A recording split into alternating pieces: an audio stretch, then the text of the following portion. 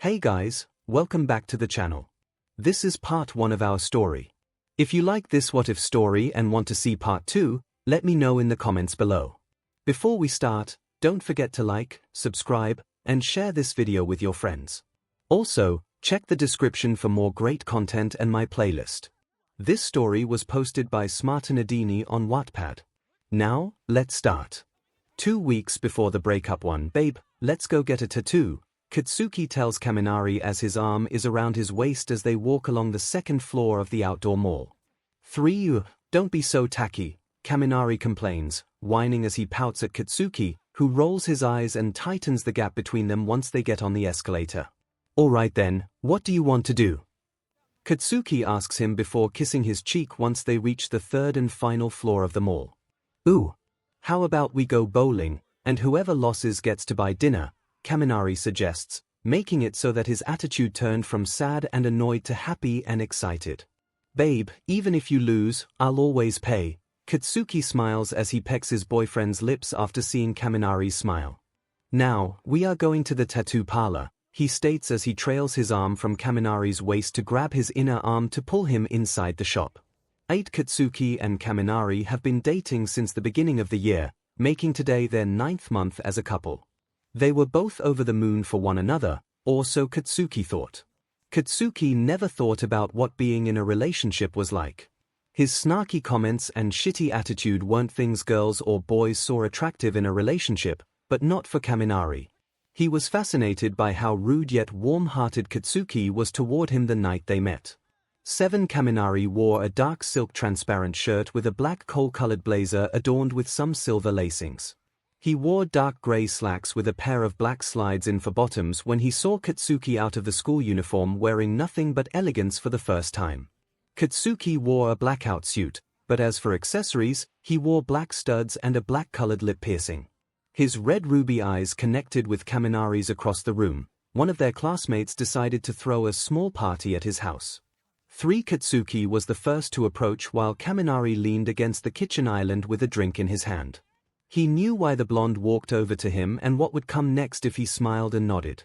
At the age of 17, in a house with someone looking at you with want in their eyes only could lead to one thing, a moment of lust.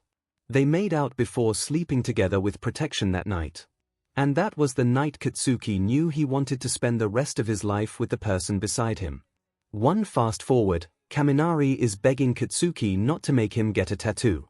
Katsuki had such a soft spot for Kaminari, and it hurt him to see him beg endless times. But he needed his boyfriend to get a tattoo with significance.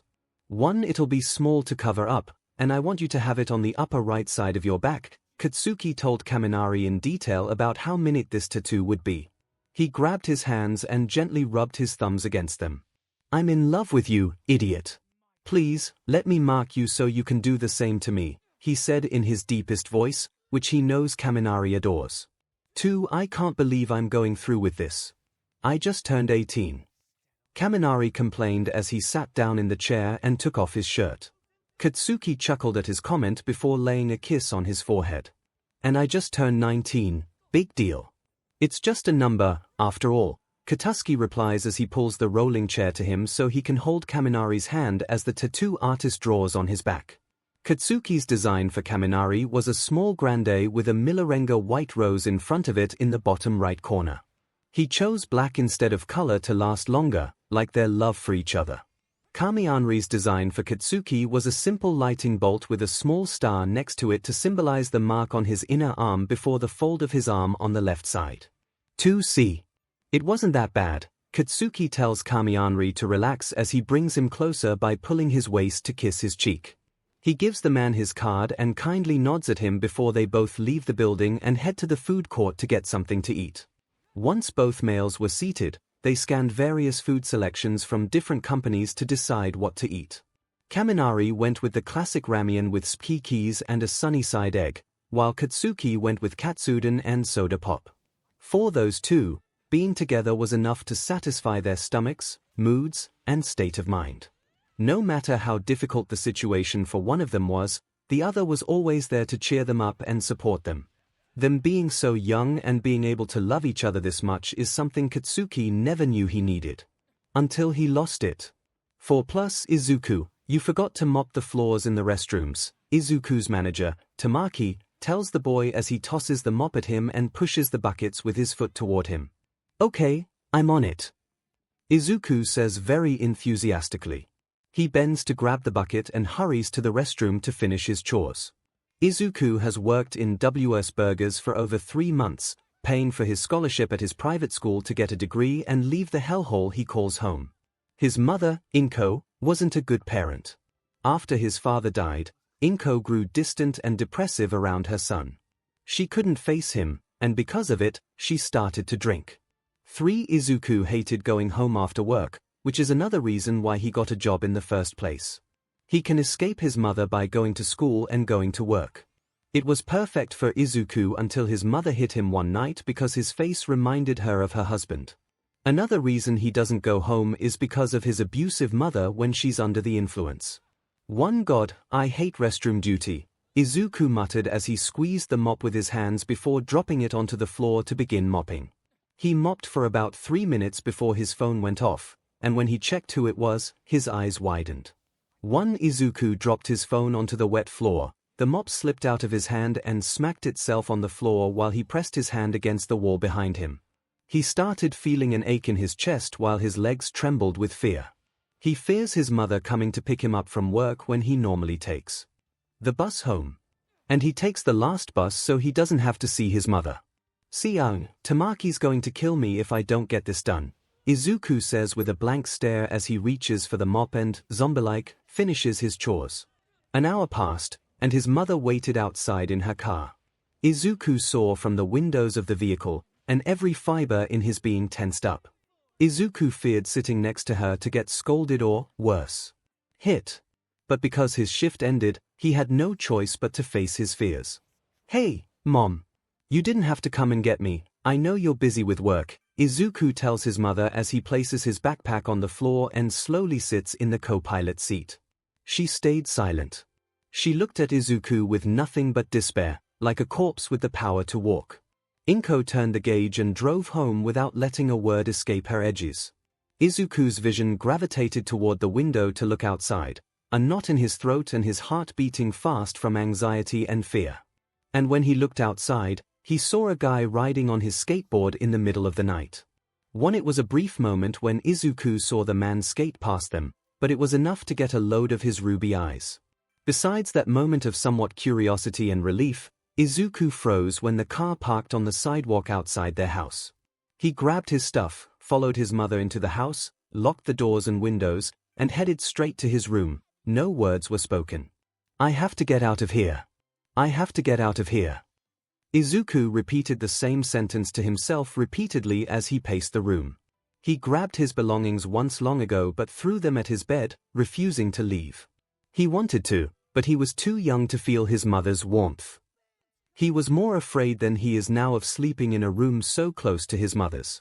But Izuku knows he should leave this house as soon as he graduates and never speaks to his mother again. Unless he wants to receive punches. The next day came, and Izuku found himself eyes shot with bags under his eyes from lack of sleep. Over the past year, Izuku's had a hard time falling asleep. He wanted to see a psychologist, but when his mother discovered what he was doing, she'd punch and knock some sense into him. Izuku would go to school with patches around his arms, band-aids on his face, or an eye patch because of a black eye, and if anyone asked, he'd give them the excuse he was practicing martial arts or boxing. No matter what he did, nothing seemed to work with getting along with 𝗏𝗏. Izuku was helpless. Izuku found the courage to keep going forward. He knew he deserved better and could escape this wretched hole to create a better life. And sadly, time wasn't on his side because things started to get heated and deadlier after he turned 18. Hey, babe. Come and stay over at my place tonight. My parents won't be home for a week, Katsuki tells Kaminari over the phone as he lay on his back, staring at the ceiling. Before the boy could respond, a sigh escaped his edges. Babe, as much as I would love to spend the night with you, you know my parents will suspect. They make me laugh every time I lie to their faces. Kaminari laughs at his reason. Then don't laugh. Katsuki barks back, which causes Kaminari to wince as he gets out of bed and walks into his restroom. It's hard not to when they look at me. They read right through me. Kaminari complained and laughed at himself for how pathetic he was. You leave me no choice. I'm going down there myself and telling them a lie. Katsuki pulled himself together, got up from his bed, and slid into his flip-flops before yanking on his jacket and grabbing his skateboard. Babe, no. Kaminari says a little harshly, a tone Katsuki has yet to discover. He stops, raises a brow, and responds to his boyfriend. No. Why on earth would you say no? Do you not want to spend the night with me? Katsuki questions, and after not hearing a word from his boyfriend's mouth for a few seconds, he starts to get mad. Kaminari, answer me. No, it's not that. Kaminari finally responds. I don't want to spend the night with you because I know you, and you'd want to sleep with me and do all kinds of stuff, he continues to say, a little nervous to hear Katsuki's response. Katsuki stayed silent momentarily, trying to process what he just heard. Why on earth would Kaminari say that to him? It sounds off, quite a stranger. Katsuki has never forced him to do anything he doesn't want, especially regarding that kind of stuff. He gripped his phone tight and bit his lip. You know I'd never do that to you unless you want to, Kaminari. Why would you say such a thing? Katsuki replies, a little heartbroken. You'd think your partner would jump up and down excitedly after hearing that he'd have the place all to himself. You'd think he'd do anything to sneak out, go to your house and have a great time because you love each other, you need each other. You want each other, and not just in a SXL way but in a romantic, boyfriend cuddle way.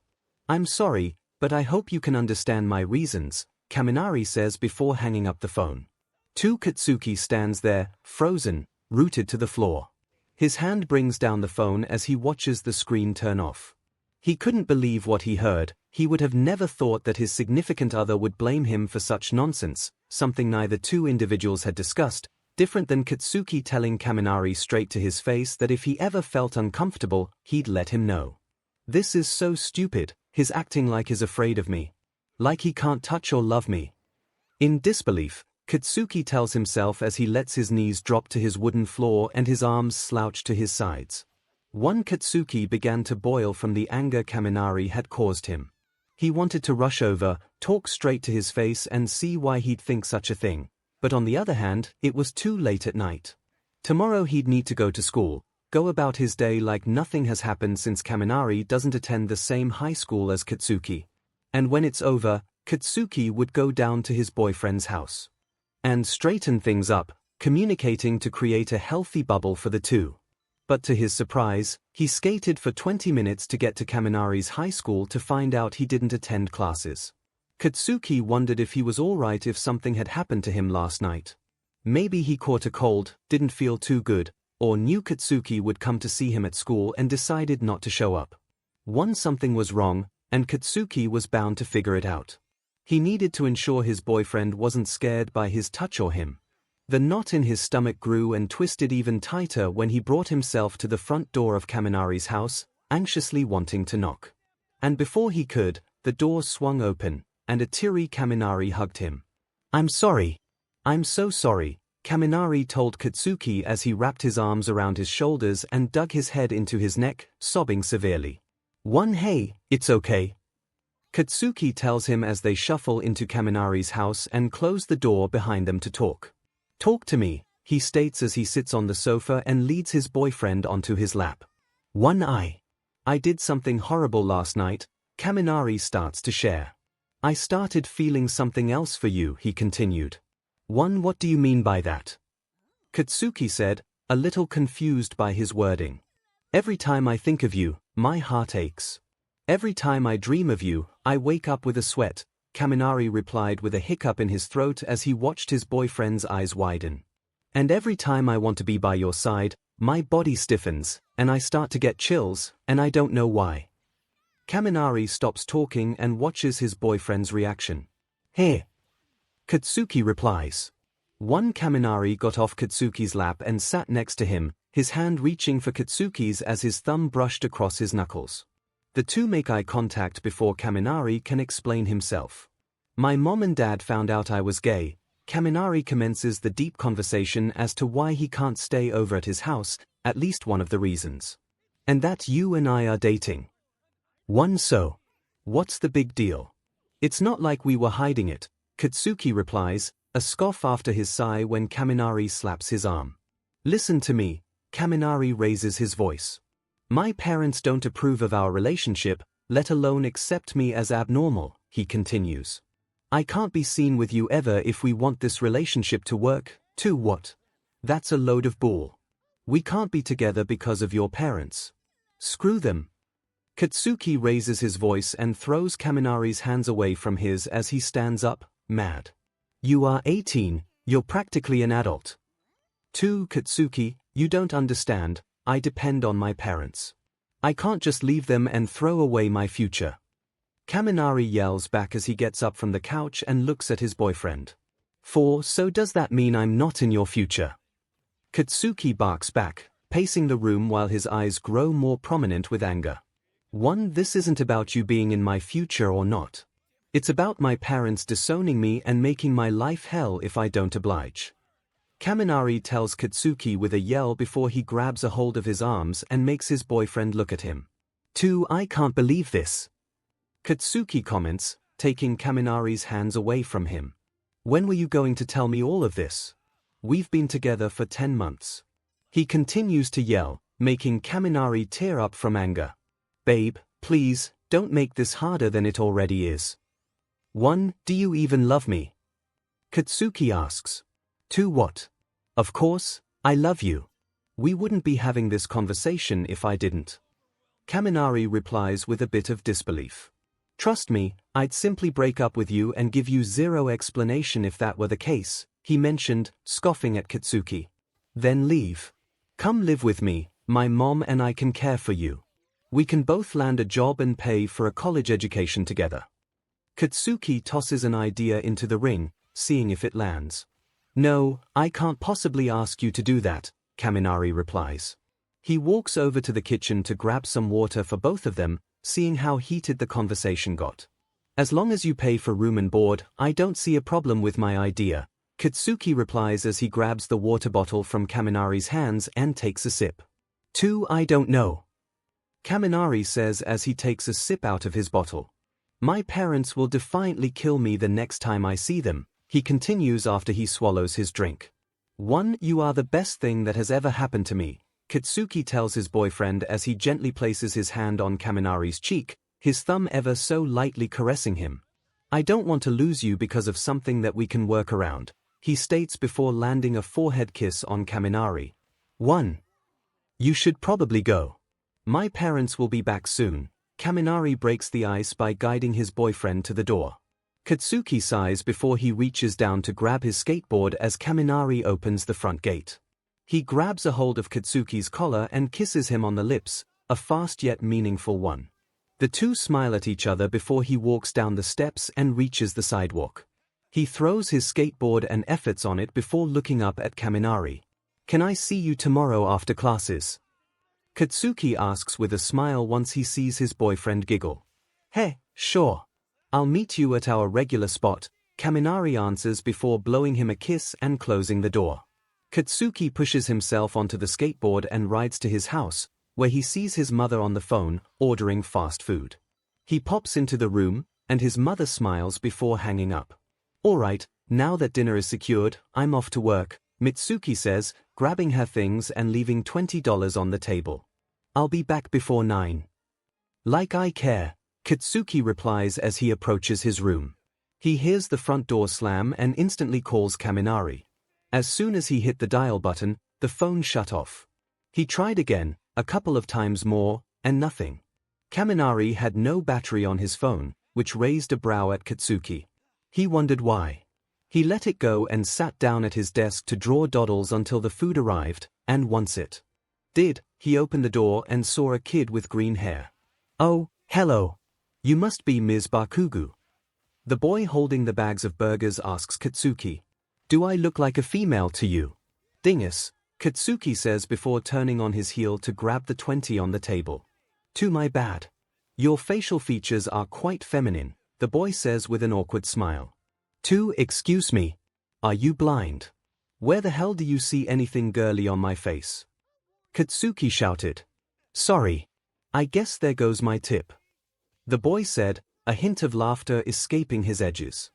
Your dear men right. Now scram. Katsuki yells after snatching the food from the boy's hands and kicking the door close. What a loser, he states before he pulls the styrofoam box out of the bag and walks into the living room to watch his favorite movie Die Hard. I'm going to work now. Izuku tells his mother his plans for today. His mother doesn't bat an eye. All she does is sit in the living room, watching the TV endlessly with a wine bottle cradled in her arms. Izuku grabbed his things before leaving the small apartment they had moved to 3 weeks ago and walked down the stairs to the corner where the bus stop was. He sat on the bench for a bit to grab his phone and earplugs he bought himself after working at 𝗬𝗧 for 2 weeks and listened to music to heal his soul and to take him away from reality. Once the bus arrived, he got on and gave the driver a sweet smile before sliding his bus card across the machine. He then sits at the back, on the left side, against the window while his stuff rests on the floor between his legs. Izuku took a deep breath before exhaling and watched the apartment complex pass him by. Is this seat taken? A boy with red hair says after a few stops along the road. Izuku looks at the kid and then at the bus to see it crowded with people and no place to sit down. No, go ahead, Izuku replies. The boy with red hair thanks him before taking a seat. What are you listening to? He asks Izuku. He takes his buds from his ears and looks at the kid, whose face glooms with curiosity. The Strokes, want to listen. Izuku offers, whom he gladly accepts, and takes the right earbud. Izuku chuckles as he places the left earbud in his ear and continues looking out the window with a poker face. I've never heard of this group, but they sound pretty awesome. He exclaims, catching Izuku off guard from how excited and moved he was by the songs and rhythm.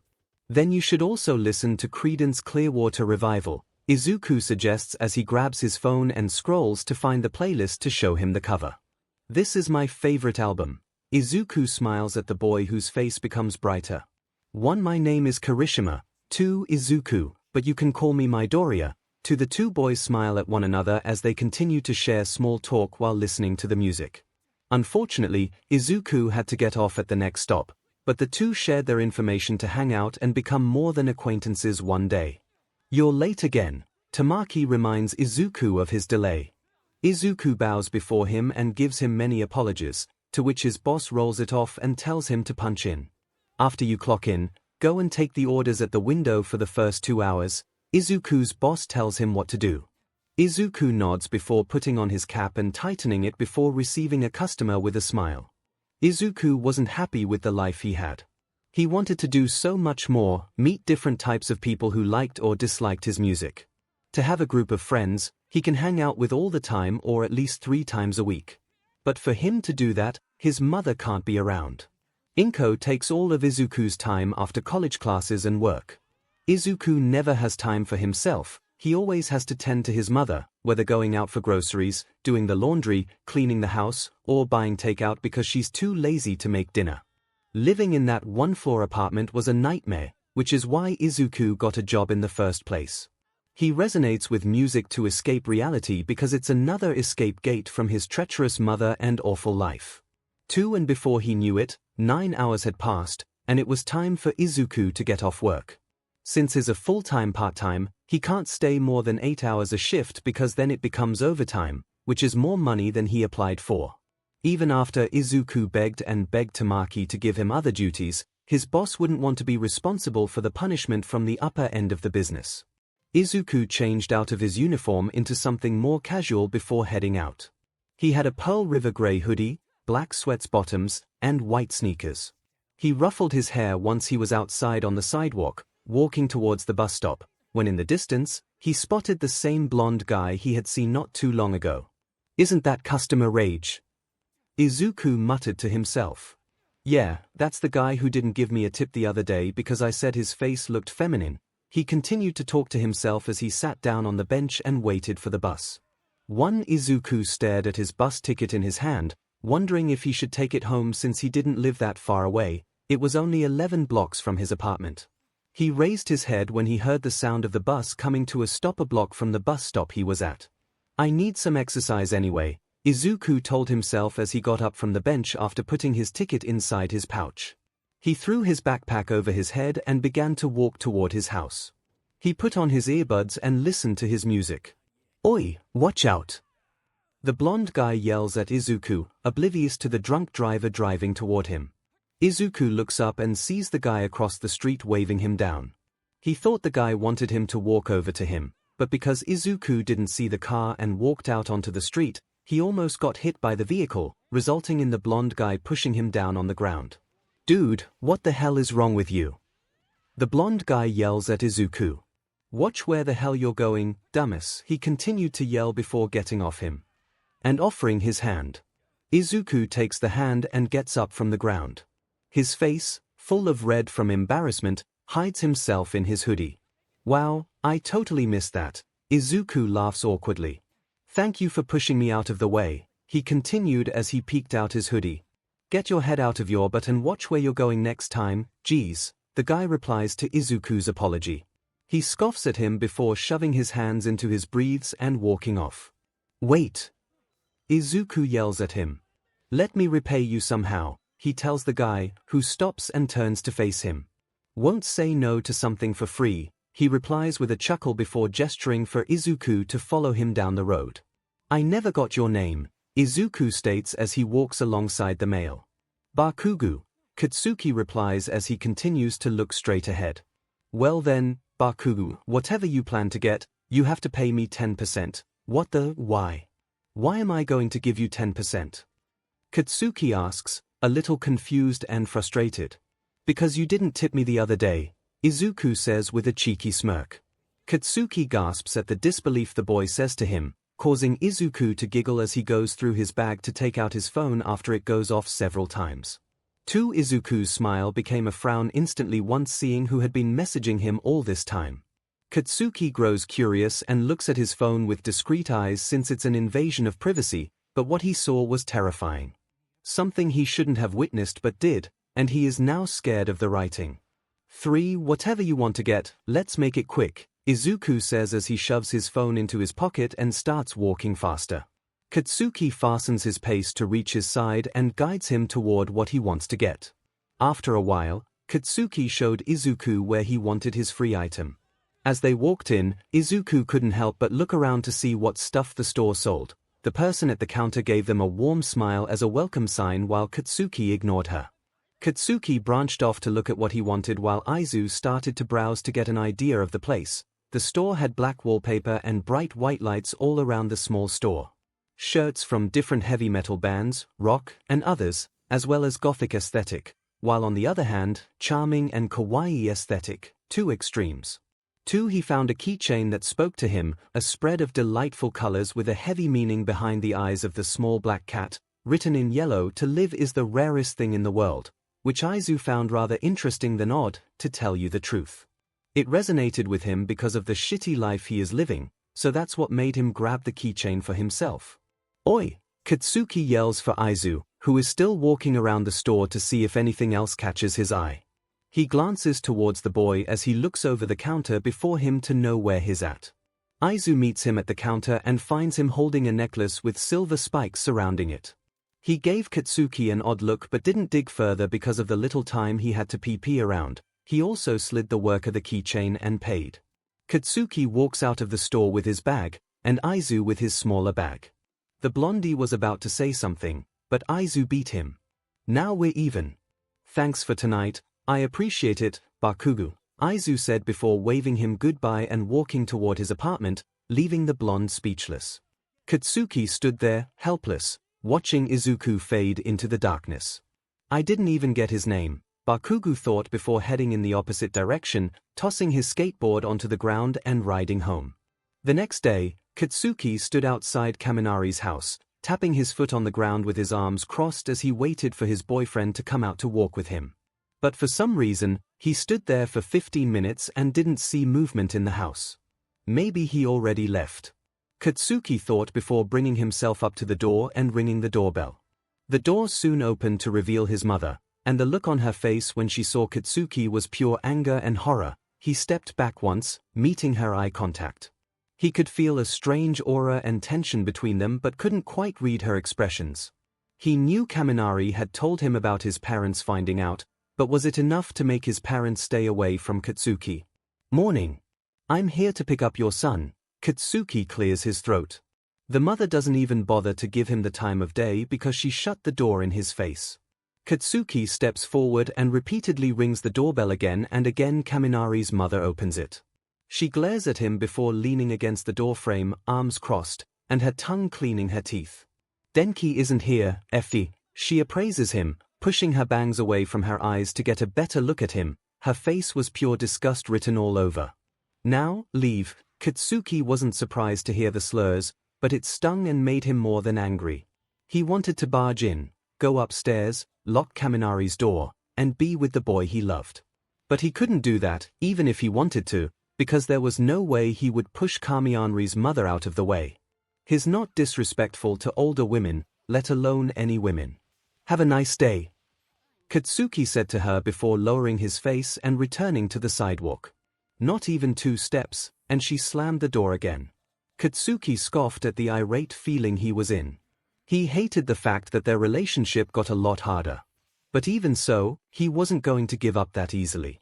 He looked over his shoulder and waited to see Kaminari's mother walk away from the windows to run for Kaminari's bedroom, climb up the tree, and get in his room using the window. And after he climbed up the tree and looked through the window, he saw no one. Katsuki sighed before hopping down the tree and skating back to his college to attend his regular classes. Meanwhile, Izuku heads to work on the bus with a bruise on his cheek from last night's fight with his mother. He had the keychain dangling from his bag, and every time he felt sad or depressed or even a little bit suicidal, he'd look at the keychain and remind himself that he needed to wait a little longer to leave the wretched place he calls home. Boy, I swear to God, go home already. Tamaki yells at Izuku, who desperately asks for more work to avoid going home. Aizu gives him the puppy eyes and the kitty paws to convince him to let him stay a couple of hours more without pay. His manager let out an exasperating sigh as he pinched the bridge of his nose, his other hand on his side as well, while Izuku waited for a response. 1 hour of cleaning, and you're out of here. Tamaki yells. Izuku bows several times and thanks him before he rushes over to do his job. As he starts cleaning the children's area, he looks outside the large windows and notices a group of people entering the building, and a familiar redhead catches his eyes. Izuku's face softens once he sees Kirishima open the door for his friends, and one of his friends just so happens to be Bakugo. Out of all the DMN places you could eat at, you choose this place. A girl with pink hair asked Kirishima as his brow raised in confusion. Yep. My mom says they have the best burgers. Kirishima replied with a toothy smile and squinted eyes. All his friends followed his idea when Izuku smiled at the window. We got it, Spikes. Katsuki tells his best friend to dial it down as he rolls his eyes when standing in line behind his friends. Izuku thought about going over to say hello to Kirishima and Katsuki. Still, his face tensed up when he thought about how embarrassing it must be to find a 17-year-old boy in an almost made outfit dusting and mopping the floors. His face grew pink from the thought of embarrassing himself before he turned around and returned to what he was doing. So, the dance is coming up, the girl with pink hair said after she ordered what she wanted. The boy with black hair takes her place and starts to tell the worker his order. I know, and I still don't have a date. Kirishima grunts in pain when the idea of the dance coming up makes him realize he doesn't have someone to spend the night dancing with. Don't get your panties in a ruffle, Katsuki expressed. I'm sure someone will ask you. Or not. He laughs at Kirishima's face when he says the last part, causing the redhead's sad face to turn offended. Okay. Oh, come on, Kiri. I'm sure someone is bound to ask you, the boy with the black raven hair said to Kirishima as he stepped aside and lets Katsuki order. It's less than a week away. Kirishima complained. The girl and the raven head look at each other and sigh as they see their friend suffer for a date. Katsuki pushes Kirishima toward the cashier before stepping away from the group to walk toward the soda fountain to get some Diet Coke. As he plops the lid on, in the distance, he happens to see a familiar green head in the children's area. Then he remembers the time his mother ordered takeout from 𝗬𝗲𝗄𝗏 Burgers and how that same boy brought it to his house. Is that the same boy who bought me my necklace? Katsuki thought to himself as he carried his number and soda cup toward the booth in the far right corner of the establishment. Eventually, the rest of the group sat at the booth, and now all four were chit-chatting. Izuku saw his chance to run for the men's bathroom to start cleaning them for the customers, but it wasn't quick enough because Katsuki saw him.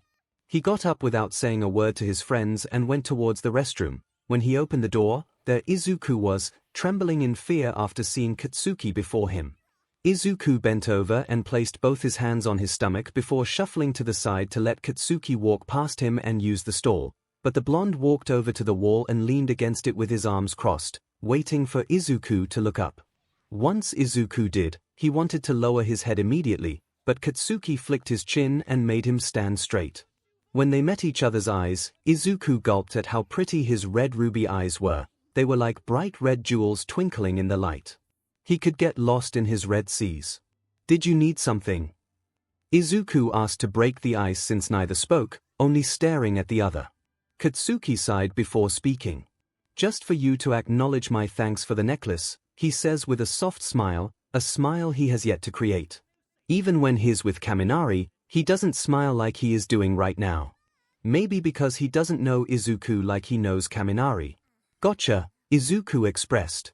"Well, if there isn't anything else, excuse me," he said before grabbing his bucket and mop and leaving the restroom to head toward the back of the joint. Katsuki puckered his lips before shoving his hands into his pockets to leave the restroom and head back toward the booth where his food was waiting for him. Meanwhile, Izuku puts the cleaning supplies into the janitor's closet and starts hyperventilating from how red-faced he is after noticing Katsuki's appealing and unique eyes. He covered his face with his hands and slid down the wall into the floor, stunned by how such a pair of mysterious eyes made him feel wonders he hadn't unlocked before. "Izuku, go home," Tamaki tells him as he comes across him in the break room. Izuku lowered his hands where you could see his eyes before he nodded and slowly got up from the floor. Izuku changed out of his clothes, went over to the machine by the exit, clocked out, and left the premises in his usual baggy clothes with his bag hanging over his shoulder as he left through the back door. Will I ever see those piercing eyes again? Why am I thinking about his eyes? Izuku pondered as he slapped his forehead and smiled at himself as he made his way toward the bus stop. Don't you dare raise that tone with me," 𝐒𝐭 yelled at his son after slapping her hand across his cheek. "You do as I say, or I will beat you to the ground, understand?" "Yes, Izuku replied, his voice quaking with a hint of fear as it lingered in his throat. He has gotten used to his mother's slaps and punches, so he thought if he didn't show effect, she would know he understood. "You are grounded," 𝐒𝐭 yelled again at her son before throwing him her bottle of empty wine, causing it to shatter on the floor. Izuku sighed before kneeling to clean up the mess before his mother barked at him again. "It's not like I go anywhere anyway," Izuku muttered as he left the living room after tossing the bag full of glass shards in the trash can. He walks into his room, angry at his mother and how little he cares for him. Izuku closed the door behind him and couldn't help but slide down onto the floor, pulling his legs to his chest and resting his crossed arms on his knees before digging his head into the small crook to cry. He can't help but cry over the fact that the cards he was dealt weren't in his favor. He hated every moment of being at his house, every single moment. He can't even remember the last time he saw his mother happy. For so long, he has forgotten her smile, her laughter. The only sound that would make him more comfortable than ever. Every night he prays to himself that tomorrow will be a better day and that it only gets better from there, but no matter how many times he tries to believe in himself, he lets himself down every time. Izuku knew that cutting himself, harming himself with razor blades or knives wasn't the answer, nor was it the way to cope with the pain. He knew this, yet all those negative thoughts seemed to cloud his mind. All he wanted to do was go into his bathroom, lean over the bathtub, and cut himself, letting the BLD fall into the tub so it could be easier to clean than the sink. But the more he thought about it, the more painful and disappointed he was with himself. "I have to hang in there. I can't let this happen to me," Izuku told himself as he found an ounce of courage to get up from the floor and walk toward his bed. He had to crawl toward his bed as he left drops of tears behind him. "I can't cry anymore. I can't let her see how weak I am," he tells himself, over and over and over again, constantly repeating the same saying because that is a way for him to move forward. To show the world who Izuku-who Midoriya was. Izuku collapsed onto his bed with tears streaming out of his eyes as he snuggled into his bed sheets. He didn't even bother changing clothes because he'll have to wake up again and go to work in a few hours. He worked the afternoon shift, but his mother kept him busy all afternoon and evening, so he hasn't had time to relax, and his change tomorrow is at 6 in the morning. As of right now, it's 2 o'clock in the morning. He fell into a deep sleep, wrapped in his covers, and snuggled against his favorite plushie. The next day came around the corner, and Izuku got up to work. Meanwhile, Katsuki arrived again at Kaminari's house and waited for him outside with a bouquet of roses for his mother to allow him to see his boyfriend. Instead of ringing the doorbell, he knocked several times before Kaminari's father opened the door to receive Katsuki. He gave him the flowers and a kind smile, making Kaminari's father step aside to let the boy into their home. When Katsuki walks in and kicks off his shoes, he turns to his right when he hears footsteps come down the stairs. He looks over with a smile as he sees his boyfriend. "Hey, you," Katsuki said as he approached his boyfriend at the end of the stairs. Kaminari looked over his head to see if his dad said anything, but he walked off to let them be together. Kaminari quickly pulled his boyfriend up the stairs and guided him to his bedroom, where he soonly closed the door and leaned against it. Katsuki smirks before he leans in and gives him a long, lasting kiss on the lips while his hands rest on the side of his face. Kaminari moved his hands from the door and ruffled Katsuki's hair as he enjoyed the kiss. Babe, we have to go," Katsuki told his boyfriend the time as he pulled away and bent over to grab his boyfriend's things to hand them to him. "We can kiss on the way," he continued, giving him a cheeky smile. "All right, let's go," Kaminari replied as he grabbed his things from Katsuki's hand and left the room. They both walked down the steps towards the front door, and while Katsuki slides on his shoes, Kaminari's father gestures for him to walk over to him. Katsuki looked over his shoulder, trailing Kaminari, and looked at the two in the living room how his father kissed Kamina's forehead before ruffling his hair. "I guess his father is okay with us going out," Bakugo thought before Kaminari rushed toward him. "Did you buy the tickets for the dance?" Kaminari asked his boyfriend after walking a few minutes from his house. Katsuki intertwined his hand with his and kissed his cheek before replying. "You beat your butt, I did," Katsuki replied, causing Kaminari to laugh at how he delivered the message. Both men go toward Kaminari's college and say their goodbyes before Katsuki rushes back to his college and runs into his first class, all eyes on him, 20 minutes late to class. Again. In front of Kirishima, Katsuki took a seat at his regular spot, and as he started taking out his laptop to take notes, a knock was heard at the classroom door. "Oh, that's right. Everyone, please warmly welcome our newest student Shoto Todoroki." The professor announced the new student's name, walked into the classroom, and bowed toward everyone if he were in the queue. Katsuki met Todoroki's eyes but couldn't read him at all. Something was off about the teen, but he couldn't quite put his finger on it, let alone did he want to befriend him. All Katsuki could think about was a night to remember with his boyfriend in just 5 days to come. As the days rolled by, Izuku was caught in a whirlwind of routines, work, home, and the constant tension that hung heavy in the air. Each day seemed to blend into the next, a monotonous cycle of suppressing his emotions and putting on a facade of strength. His interactions with his mother remained strained, a delicate dance around her volatile moods. Inko's outbursts were like thunderstorms, unpredictable and fierce.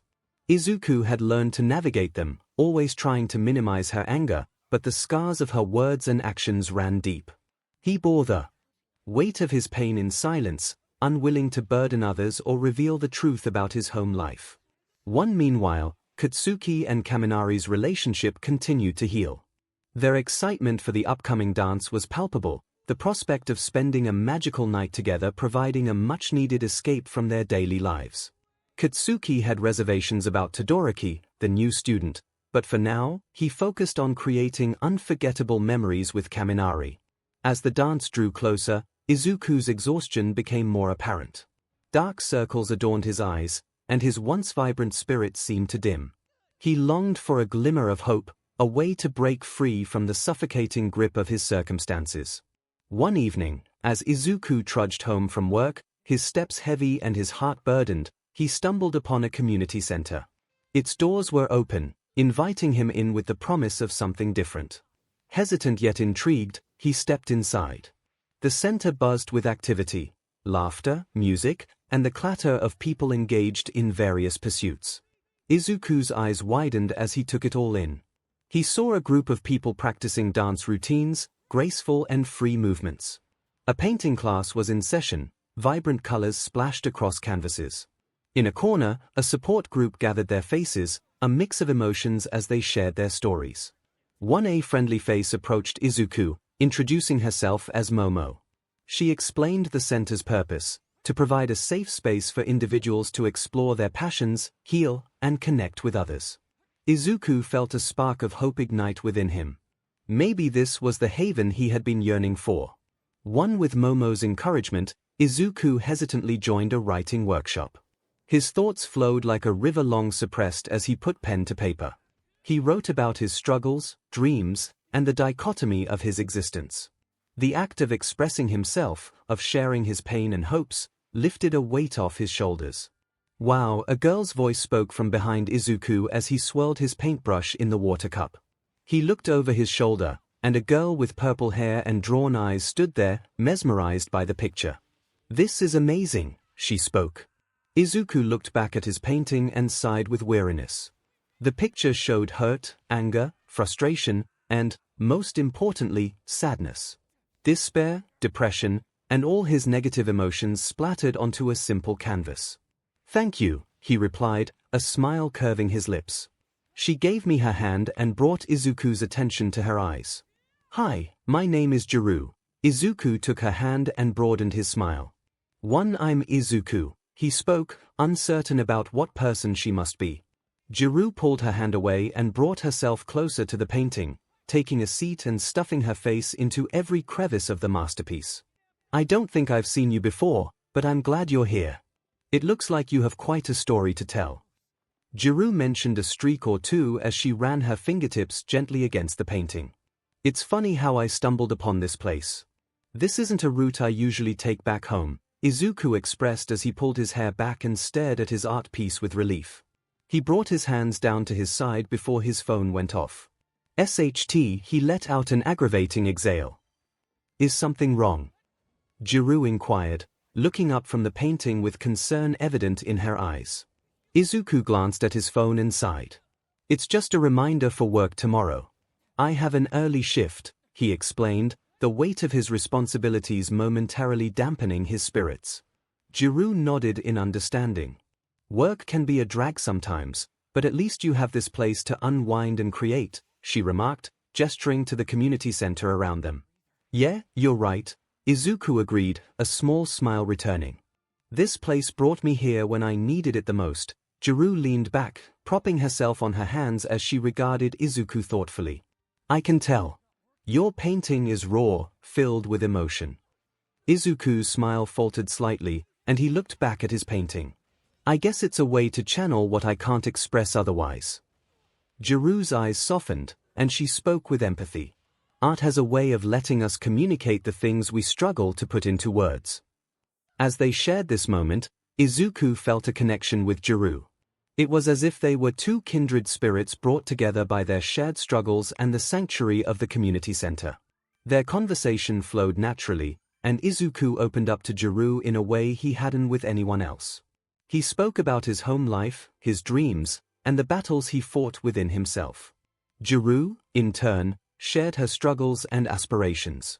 As the evening sun cast a warm glow through the windows, Izuku realized he had lost track of time. "I should be heading back," he said reluctantly, glancing at his phone again. 𝗔𝗂 stood up and smiled at him. "Well, I'm glad I got to meet you, Izuku. Your art is inspiring, and I hope to see you here again." "Definitely," Izuku agreed, returning her smile. "It was nice talking to you, 𝗔𝗂." They exchanged farewells, and Izuku made his way home, a newfound sense of lightness in his step. The encounter with 𝗔𝗂 had lifted his spirits, reminding him that he was not alone in his struggles and that there were people who understood and cared. Meanwhile, Katsuki was bombarded by his boyfriend's text messages, wondering where he was at all times. It was sickening for him because of their fight the other night. Katsuki stared at his phone, his irritation growing with each new message from Kaminari. The tension from their recent fight still lingered in the air, and the constant barrage of messages only fueled his frustration.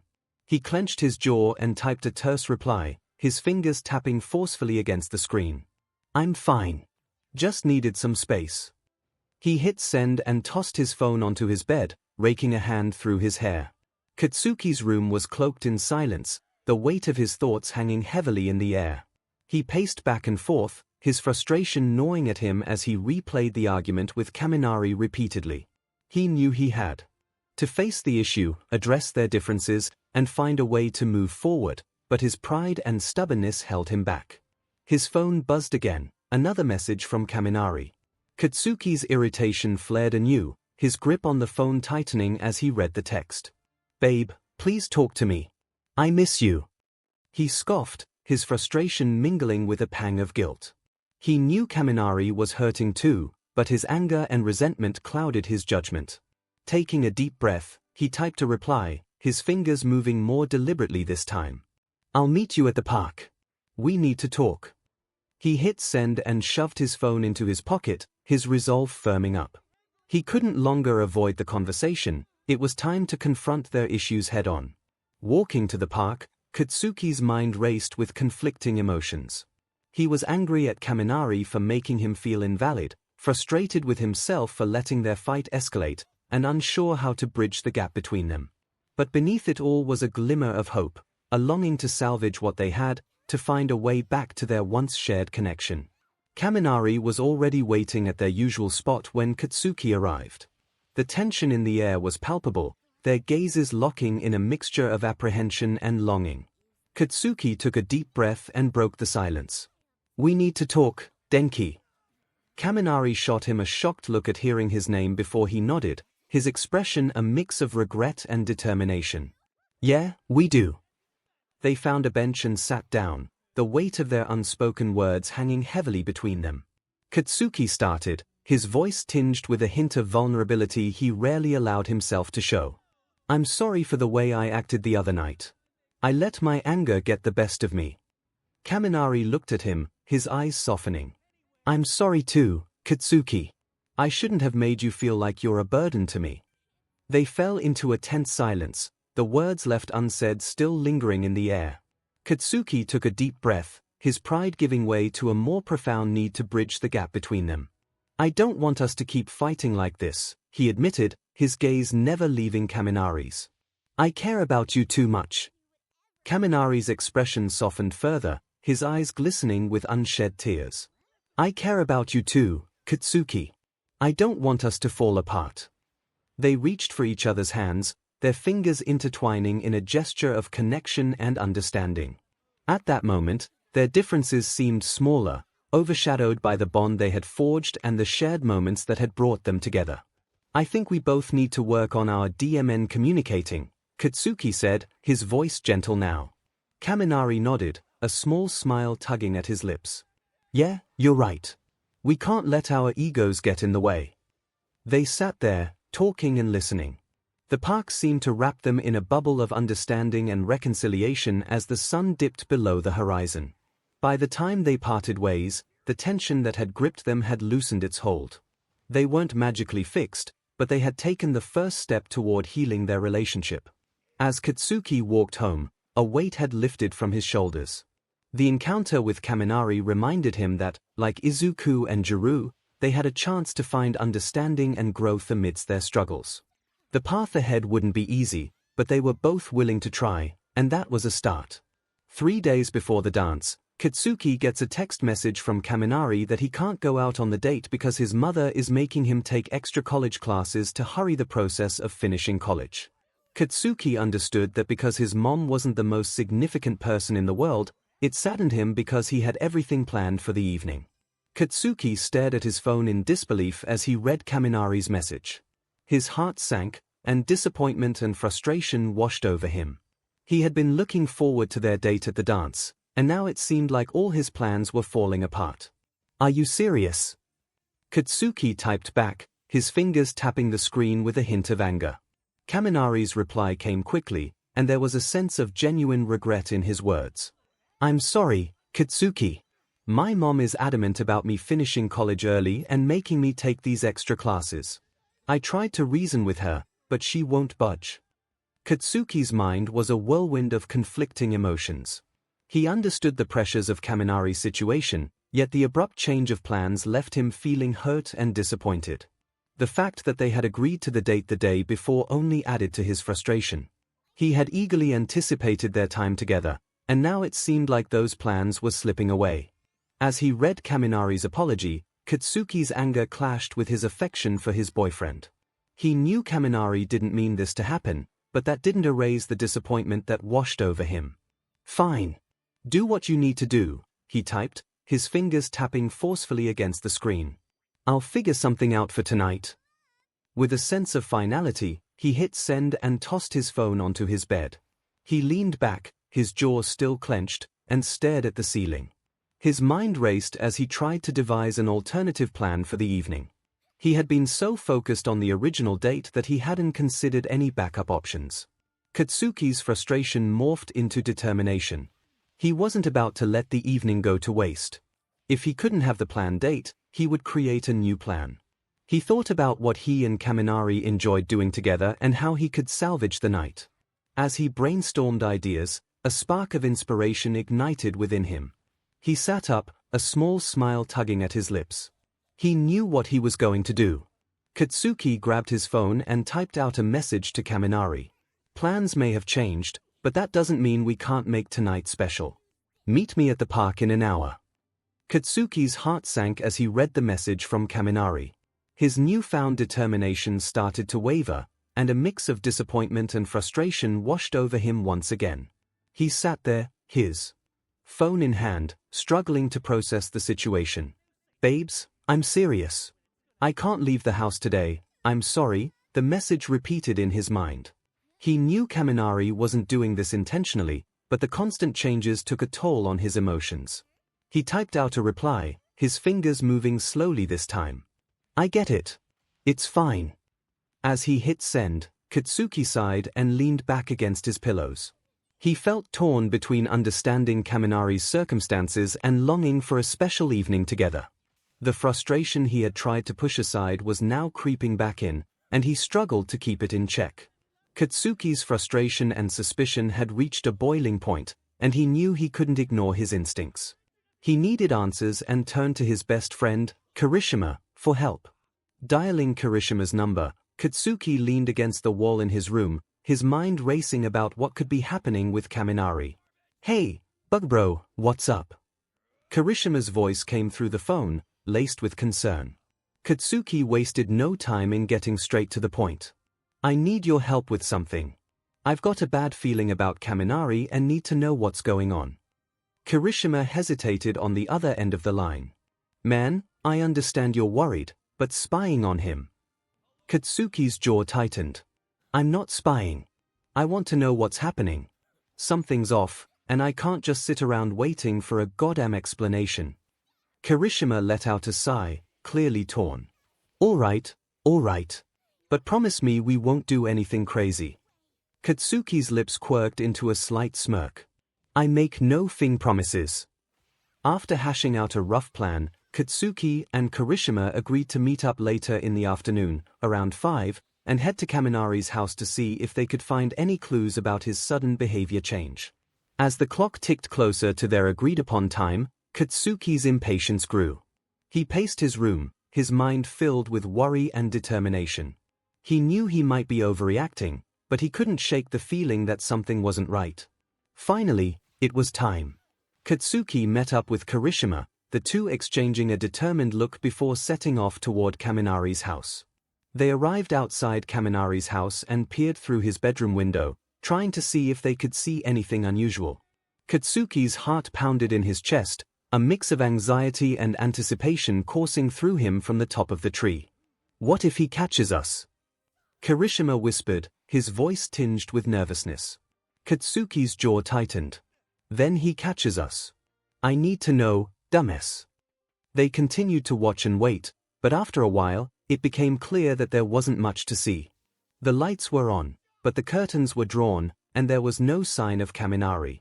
Frustration bubbled up inside Katsuki. This is pointless. Let's go in. 𝗓𝗓𝗄's eyes widened. What? No way, man. Katsuki shot him a determined look. He's my boyfriend, shitty hair. I have a right to know what's going on. One with a sigh of resignation, Kirishima reluctantly agreed. They approached the window and slid it open. Katsuki's hand jumped into the room with his friend close behind him when suddenly, weird noises were heard from the bathroom. Katsuki's heart raced as he listened intently at the bathroom door, his chest tight with anxiety and disbelief. The muffled sounds from within painted a vivid picture he wasn't prepared to confront. He exchanged a tense glance with Kirishima, who was equally shocked by the situation. As the reality of the situation sank in, Katsuki's initial shock gave way to a storm of emotions. Anger, hurt, and a sense of betrayal were inside him, threatening to consume him whole. His grip on the doorknob tightened until his knuckles turned white, and his breath came in ragged bursts. Anxious anticipation gnawed at him, urging him to take action, confront Kaminari, and demand an explanation. Determined, he stepped back, then launched forward, using his shoulder to burst through the bathroom door forcefully. The scene that greeted him was like a punch to the gut. Kaminari and another man, 𝗬𝗪, were caught in an NTMT embrace, their lips locked in a heated kiss. Katsuki's breath caught in his throat, his heart shattering into a million pieces as he processed the sight before him. For a moment, the world seemed to stand still. Katsuki was frozen, unable to tear his eyes away from the painful tableau before him. He couldn't believe what he was seeing, the love of his life wrapped in the arms of another man. You sick son of a bitch. Katsuki's voice trembled with anger and hurt as he finally found his voice.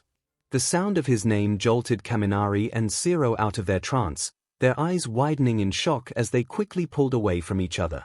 Kaminari's face turned pale, and he stumbled back, his gaze shifting from Katsuki to the floor, unable to meet his eyes. Katsuki, what are you doing here? His voice wavered, a mix of guilt and embarrassment evident in his tone. Katsuki's fists clenched at his sides, his emotions threatening to spill over. I can't believe you right now, he replied, his voice quivering with disappointment and frustration.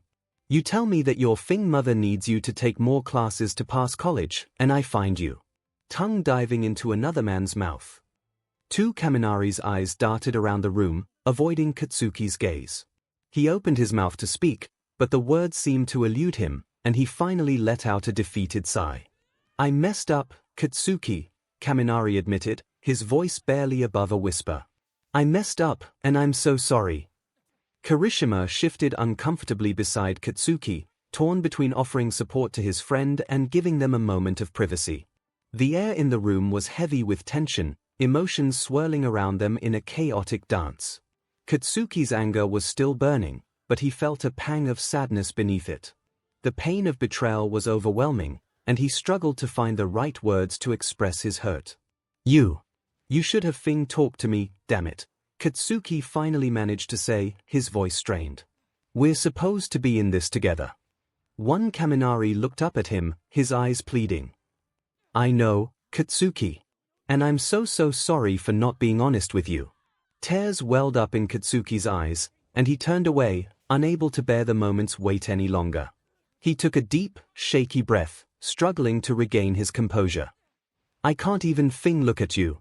I'm so disgusted, Katsuki said, his voice softer but still tinged with hurt. We're done. Without waiting for a response, Katsuki turned and looked over at 𝗬𝗪. He couldn't believe what happened, but to know that one of his friends was involved makes it so much sickening for him. He walked out of the bathroom, Kirishima following close behind. The door closed behind them, leaving Kaminari and 𝗬𝗪 alone after their shattered relationship. As they stepped out into the hallway, Katsuki's emotions threatened to overwhelm him. He leaned against the wall, his hands trembling, and buried his face in his hands. Kirishima placed a comforting hand on his shoulder, offering silent support. You okay, man? Katsuki shook his head, his voice choked with emotion. No, I'm not. But I will be. With those words, Katsuki took a deep breath, his resolve strengthening. He knew this began an arduous journey filled with painful truths. But he was determined to face it head-on, find a way to heal, and perhaps rebuild what had been broken. Meanwhile, Katsuki deals with the breakup with Kaminari, Izuku finds himself trembling in the bathroom of his apartment with his mother in her room, shouting drunken lines to herself, making him want to blow his eardrums so he wouldn't have to hear her anymore. Izuku clenched his fists, trying to drown out the chaotic symphony of emotions that echoed through the thin walls of their apartment. He had always been good at dealing with his struggles, often putting on a brave face, but tonight was different. The pain of his mother's distress seeped into his very core, an overwhelming torrent threatening to consume him. He leaned against the bathroom sink, his reflection staring back at him. His usually determined green eyes were now clouded with worry and confusion. The past few weeks' events had also taken their toll on him, the strained friendships, the emotional upheaval, and the weight of responsibilities he felt as a son to his mother. A heavy sigh escaped Izuku's lips as he tried to steady his breathing. The sound of his mother's slurred words and the raw anguish in her voice felt like a relentless assault on his senses. He desperately wished he could shut it all out, just for a moment, to gather his thoughts and emotions. He splashed some cold water on his face, the droplets momentarily distracting him from the cacophony outside the bathroom door. Gripping the edges of the sink, he raised his head to meet his eyes in the mirror. "I can't deal with this anymore," he hummed silently. "I can't deal with any more pain and hurt. I need to relieve myself," he said before reaching for the top of the cabinet mirror to grab a small razor blade that had been kept for safekeeping. His breath quickens as he brings the blade closer to his inner thighs. Izuku breathed through his teeth as he placed the sharp edge against his skin, slowly running it across as he hitched from the browsing yet relieving pain. He breathed before running the blade repeatedly until he had quite a few cuts on his thigh. "I'm so pathetic," he told himself, placing the razor on the sink before dabbing his open and exposed wounds with warm cloths. Izuku slid onto the bathroom tile and let his leg rest, to which the screams of his mother next door grew faint while his eyes grew heavy. His breaths lowered, and his hand slid off his leg, falling into a nap from dehydration and blood loss. The following day, Izuku's apartment was bathed in the gentle morning light, a stark contrast to the tumultuous night that had passed. The wounds on his thighs had scabbed over as visible reminders of the pain he had been grappling with. As he slowly roused from his restless slumber on the bathroom floor, he became aware of the ache in his body and the heaviness in his head. Pushing himself into a sitting position, Izuku blinked, trying to clear his groggy mind. The memories of the previous night came rushing back, the desperation, the emotional turmoil, and the self-inflicted wounds. He let out a shaky exhale, his fingers tracing over the scabs on his thighs. "I can't keep going on like this," he thought, a mixture of determination and realization settling within him. "I have to be stronger than this, wiser than this." With an effort, he stood up, his legs protesting as he carefully made his way to the sink. He splashed cold water on his face again, the sharp sensation helping clear his thoughts. He looked at his reflection in the mirror, his eyes weary but resolute. After a moment, he reached for his phone and dialed a number he knew by heart.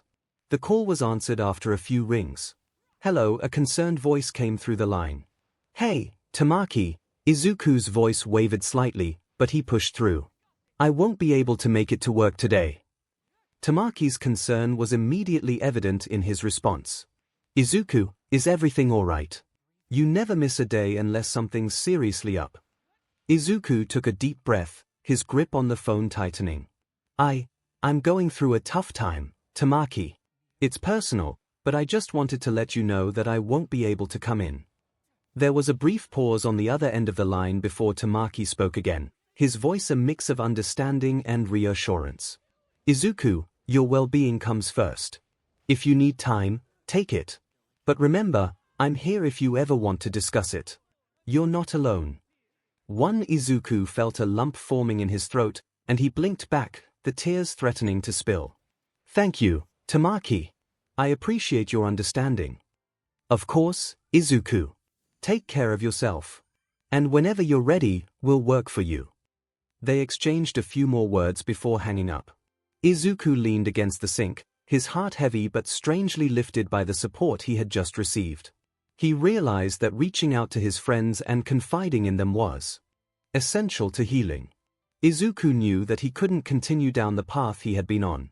The past few days' events had been a wake-up call, a stark reminder that he needed to address his well-being and find healthier ways to cope with his pain.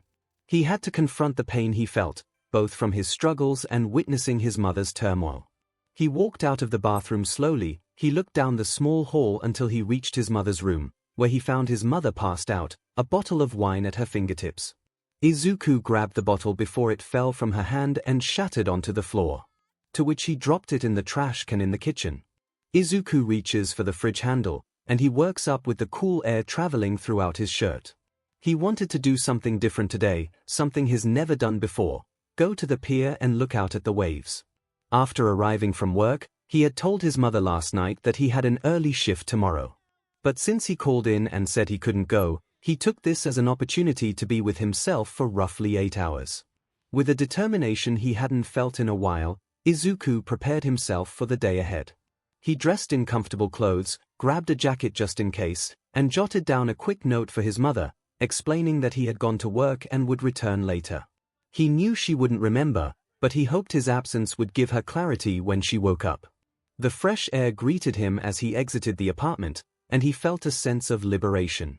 The weight pressing down on his shoulders seemed a bit lighter today. He walked to the nearby train station and boarded a train towards the pier. Once he arrived, he strolled along the wooden planks, his eyes fixed on the vast expanse of the ocean. The rhythmic sound of the waves crashing against the shore had a calming effect on him. It was as if the sea was whispering words of solace, reminding him that life had its ups and downs, just like the tide. Izuku found a quiet sitting spot, his legs dangling over the pier's edge. He closed his eyes and took a deep breath, letting the salty breeze wash over him. At this moment, he allowed himself to be. He didn't have to put on a brave face or carry the world's weight on his shoulders. He was permitting himself to heal for the first time in a long while. Hours had passed before Izuku's eye came across a familiar person, Katsuki. He noticed how down he was and wondered if he was going through the same thing as he was. Izuku waved him over and offered him an inviting smile, to which he nodded and brought himself closer to him. Katsuki's presence was a surprising yet welcome sight. They sat in companionable silence for a moment, gazing out at the ocean as the sun cast a warm glow over the water. The sound of the waves seemed to create a cocoon of tranquility around them. "Hey," Izuku finally spoke, his voice soft but filled with genuine concern. "Are you doing okay?" Katsuki looked over at him and saw how soft his facial expression was. He turned away and looked down at their dangling feet. "I'm fine." Izuku could sense that Katsuki was putting up a front, but he decided not to press further. Instead, he offered space to open up when he was ready. They continued sitting silently, the sun gradually sinking lower in the sky. The sky transformed into a canvas of pastel colors, reflecting off the water's surface. The peaceful atmosphere of the pier seemed to envelop them, a temporary escape from the turmoil of their lives. I didn't picture you as the guy to mope around," Izuku said after a moment of silence. Katsuki looks at him and gives him a bite, to which Izuku nervously smiles. "Yeah, well, you don't know SHT then," he expressed. Izuku tore his eyes from Katsuki at the appealing sunset before him. "Yeah, you're right. I don't know anything about you yet, I can feel a connection between us," he said as he laid his crossed arms on the wooden fence. Katsuki stayed silent. He is a total stranger, yet he feels as if he's safe around him, a new sensation he's yet to come across with. Nothing had been so evident in his path until when his walls wanted to break down and open up to a stranger. A stranger he thought wouldn't be in his life.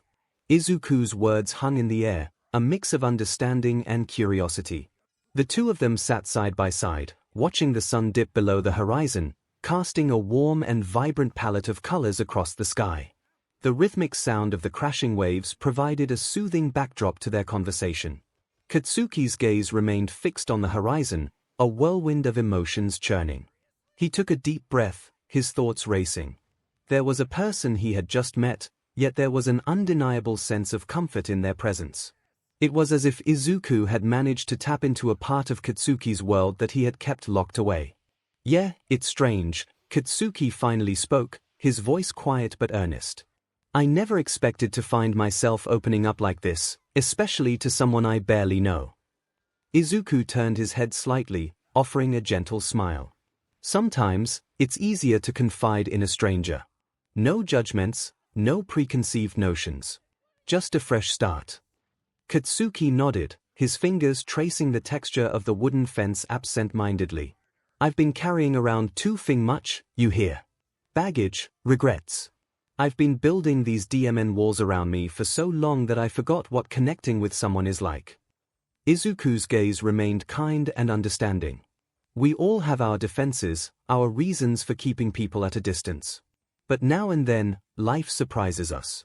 It brings someone into our path, which makes us question those walls.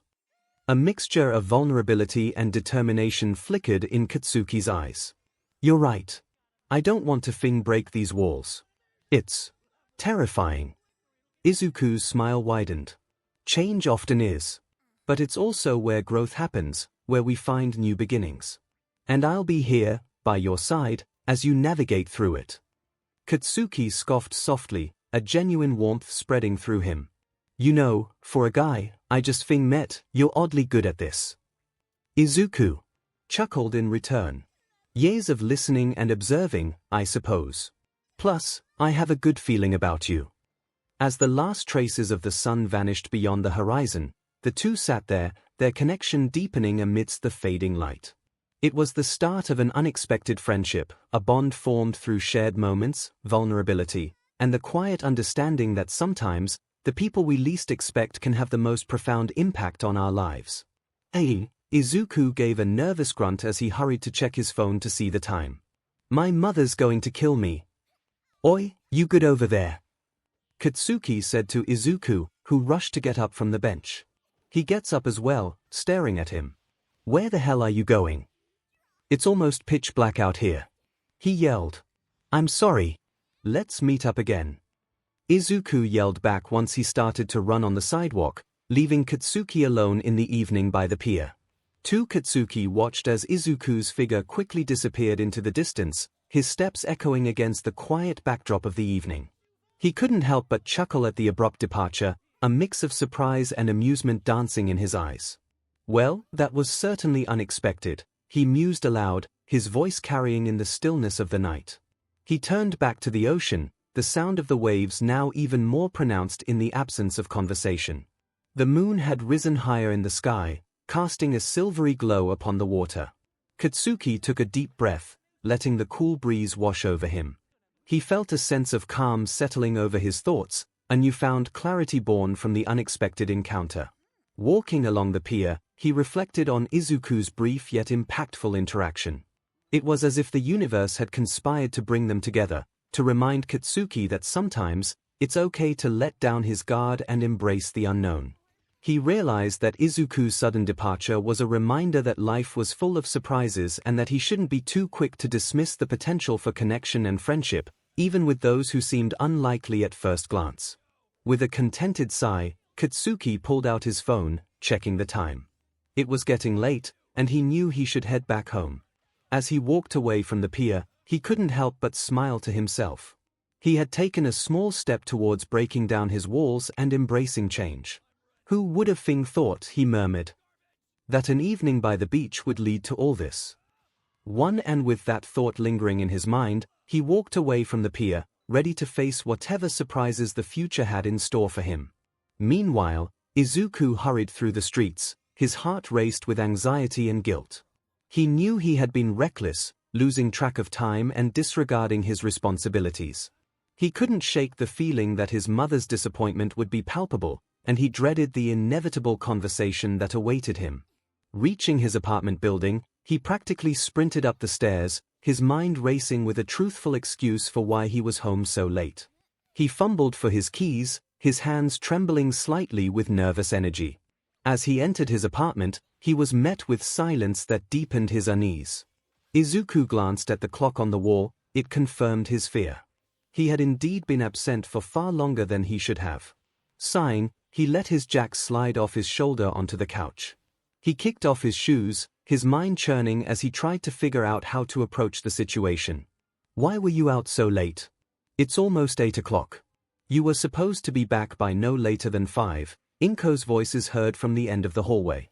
Her voice wasn't soothing but terrifying because Izuku's hands gripped the couch with fear. "I wanted to go to the pier," Izuku replied, gulping with a dry throat because he was nervous. He didn't know what his mother was going to do to him. Punch, slap, kick. She was a triumph card. Don't give me that. Inko's voice grew louder as she approached the living room where Izuku was sitting, his heart racing with anxiety. Izuku's gaze remained fixed on the floor as he mumbled, "I'm not lying to you, I swear." Inko's footsteps echoed in the room as she stood before Albert, her stern expression casting a shadow over him. "Do you play me like a fiddle? F you." Izuku's fear intensified, his mind racing through all the possible consequences of his actions. He managed to look up at his mother, his eyes pleading for understanding. "I'm not messing with you. I'm telling you the truth." Inko slaps Izuku across the face and shuts him up. He doesn't move an inch. The thought of his mother hitting him again frightens him. He let out a frustrated sigh, his anger mixing with worry. "I hate when you do this, Izuku. You know how much I hate it when you lie to me." Tears welled up in Izuku's eyes as he realized the gravity of his mistake. "I know, Mom. I messed up. I won't do it again, I swear." Izuku grabbed his jacket from the couch and moved past her to his room, locking the door behind him and making his way to his bed while stripping off his clothes get into his pajamas. He slid into the sheets, trembling in fear, before falling asleep. Why won't this abuse end? Will it ever end? He thought to himself as he soonly found himself dozing off into a heavy slumber. In the days that followed, Katsuki decided to focus on healing himself. He surrounded himself with supportive friends and immersed himself in college, hoping that time would help dull the ache in his heart. He knew forgiving Kaminari wouldn't be easy, but he also understood the importance of addressing his feelings before considering any possibility of reconciliation. Katsuki sat on his bed the day before the dance, scrolling through the messages Kaminari had sent him over the past few days. Each letter was a mix of heartfelt apologies, sincere regrets, and desperate pleas for forgiveness. Katsuki couldn't deny that Kaminari's words were affecting him, stirring up a whirlwind of emotions he had been trying to suppress. Katsuki's mind wavered between anger, hurt, and a hint of longing as he read the messages. He knew he had to address the situation before it escalated further, but he resented that he had already purchased the tickets for the dance. The thought of facing Kaminari in such a public and celebratory setting made his stomach churn. With a sigh, Katsuki decided he couldn't let the unresolved tension continue. He picked up his phone and typed a measured response to Kaminari, requesting to meet somewhere. He wanted a face-to-face conversation to clear the air and end the lingering uncertainty. Kaminari's response was almost immediate, filled with gratitude and a touch of hope. They agreed to meet at a nearby park, a quiet spot where they had shared many meaningful conversations. Katsuki felt anxiety and determination as he prepared himself for the meeting. When the moment arrived, Katsuki found himself at the park, his heart pounding. He spotted Kaminari sitting on a bench, nervously tapping his fingers against his thigh. Katsuki took a deep breath and approached, his expression guarded but open to the possibility of closure. "Hey," Katsuki said, his voice a mix of emotions. "Hey," Kaminari replied, his eyes locking onto Katsuki's with apprehension and longing. They both sat down, the silence between them heavy with unspoken words. Katsuki finally spoke, his tone firm but not unkind. "Look, Kaminari, I appreciate your messages and willingness to make things right, but what you did to me was a pretty PP move." Kaminari nodded, his gaze downcast. "I know, Katsuki. I can't even begin to express how sorry I am for what I did. It was a terrible mistake, and I wish I could take it back." Katsuki sighed, his fingers tracing patterns on the bench. "Well, you can't. We had something special, Kaminari. Something I thought was worthwhile, but you shut down and gave into temptation that I would have gladly given you."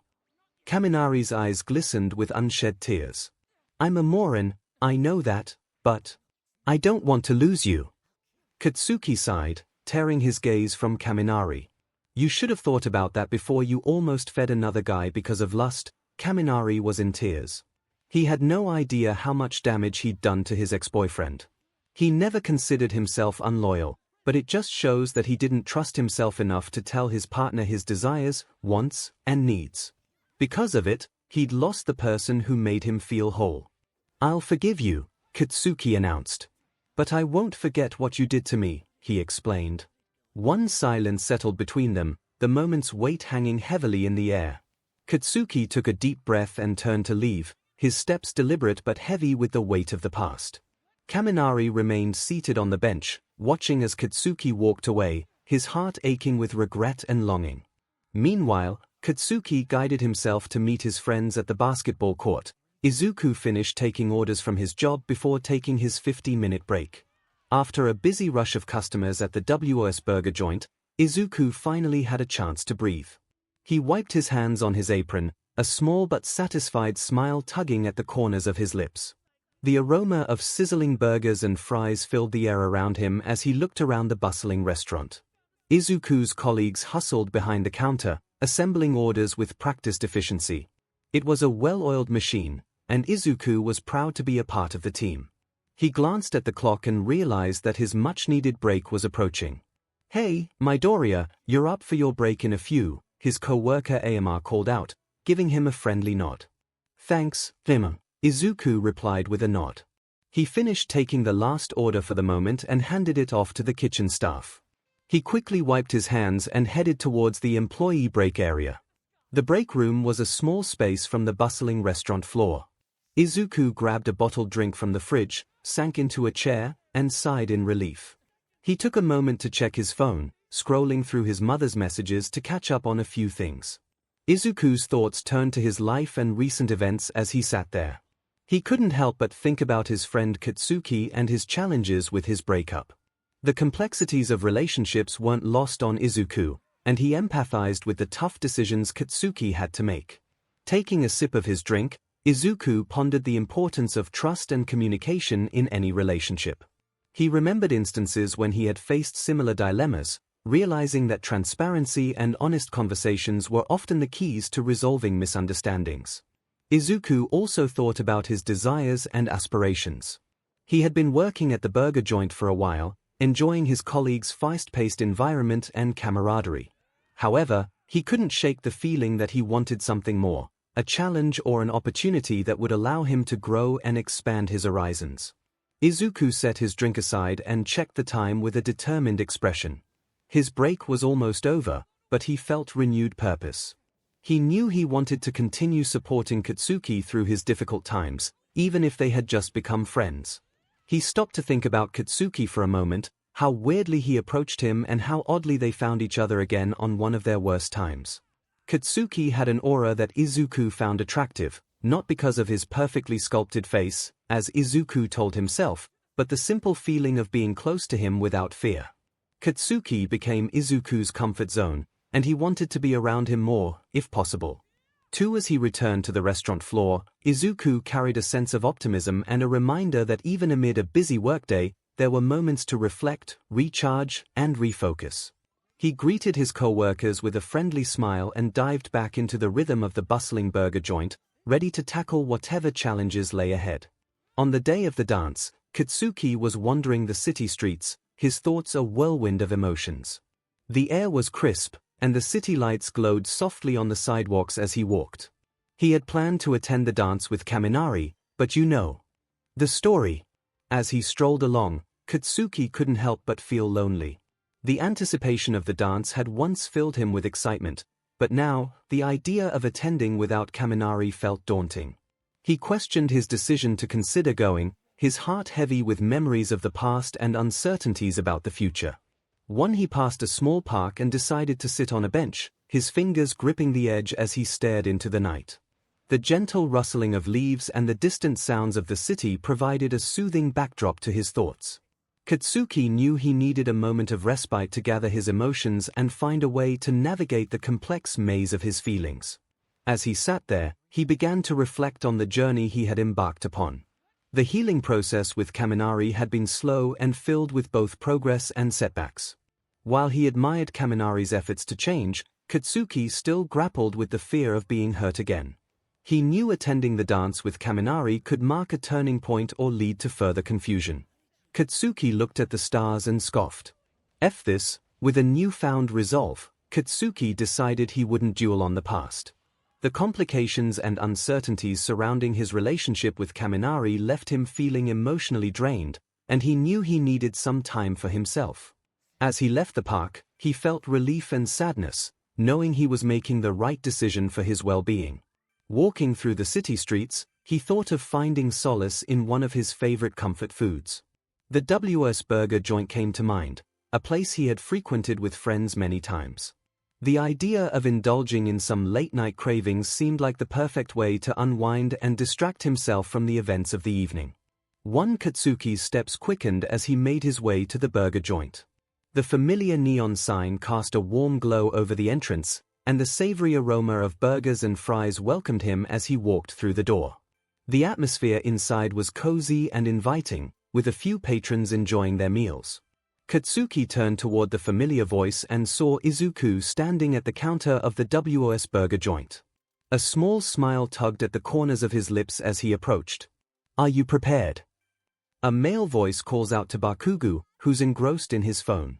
Katsuki raises his head and walks over to the green-haired boy to place an order. "Hello, and welcome to 𝗕𝗏𝗧𝗏 Burgers. What can I assist you with today?" He greets Katsuki with a radiant smile that dazzles and slightly vexes him. I'll go with number 6 in a large combo, including 3 chocolate chip cookies," Katsuki responds. "Oh, and add a vanilla milkshake," he finalizes. The boy in front of him grins as he punches in the order. "Anything else?" the boy inquires. His green curls obscure one of his eyes while his emerald gaze peeks through the locks, a blend of colors Katsuki hasn't encountered before. "No. Izuku. Is that your name?" Katsuki queries, leaning over the counter to scrutinize the name tag. "Yes, that's me." Izuku replies with a playful smile. "Paying with cash or card?" "One card," Katsuki confirms, sliding his card into the machine and awaiting the appearance of the green check mark. "All right, here's your order number and your soda cup. Your food will be out soon," Izuku informs with another grin. Katsuki doesn't engage further, offering a nod before collecting his belongings and heading to the soda fountain to fill his cup with Diet Coke. He settles at a table by the window, sipping his soda while observing the sky's gradual shift to gray and the gentle patter of rain against the glass. As time passes, the establishment gradually empties. Katsuki keeps checking his phone for the time, growing increasingly anxious with each passing minute. The dance is in 2 hours, and he's still without a date. "Excuse me." Izuku approaches Katsuki. He looks up from his phone and meets the boy's gaze. "We'll be closing in 5 minutes, Izuku mentions, accompanied by another smile.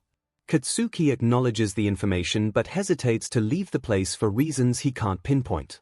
He watches Izuku sweep the floor while some of his colleagues depart. Katsuki finds it curious why the youngest employee has to stick around for the closing tasks. "Hey, Izuku," Katsuki calls out to him. Izuku turns and nods as Katsuki approaches. "What are your plans for later tonight?" Not much. Probably heading home to read a book," Izuku replies. Katsuki's smirk stands up, discards his trash, and approaches the green-haired boy. "How about joining me at the Valentine's-themed dance tonight?" Katsuki proposes. "Hey." Izuku responds, clearly taken aback. "Look, it's not a big deal," Katsuki mutters, suddenly feeling awkward. "I just thought it'd be better than going alone." Izuku blinks, seemingly surprised by the unexpected invitation. "Well, I've never been to a dance before," he admits, scratching his head. "But I guess it could be interesting." Katsuki's lips twitch into a faint smile. "Great. I'll pick you up around 9. "Wait, you want to pick me up?" Izuku raises an eyebrow, amusement dancing in his eyes. "I don't think that's such a good idea." Two Katsukis could sense an intense fear coming from Izuku, as if he was scared of going to the dance or, better yet, anywhere. He gave him the benefit of the doubt after remembering seeing that one text message the first time they met. "Give me your phone," Katsuki retorts, determined to maintain his bravado. Izuku stares at him, confused. "Why do you want my phone?" Katsuki walked toward him and demanded his phone, which Izuku obliged. He dials his phone number before pulling out his phone as it rings. He then declines the phone call and saves Izuku's phone number. "Send me your address, I'll be by around 9:01. Izuku watched as Katsuki walked away, his heart racing. He held onto his phone, feeling emotions swirling within him. He hadn't expected this turn of events, and the idea of going to a dance with Katsuki, someone he had a complicated history with, both thrilled and unnerved him. "Izuku, let's go home," Tamaki said as he pulled him out of thought. For a moment, Izuku had forgotten he was at work and realized what he was wearing when Katsuki asked him to the dance, wearing a dirty apron with dirty clothes underneath. "Coming!" Izuku yelled back. Izuku's reflection in the mirror revealed a complex canvas of emotions.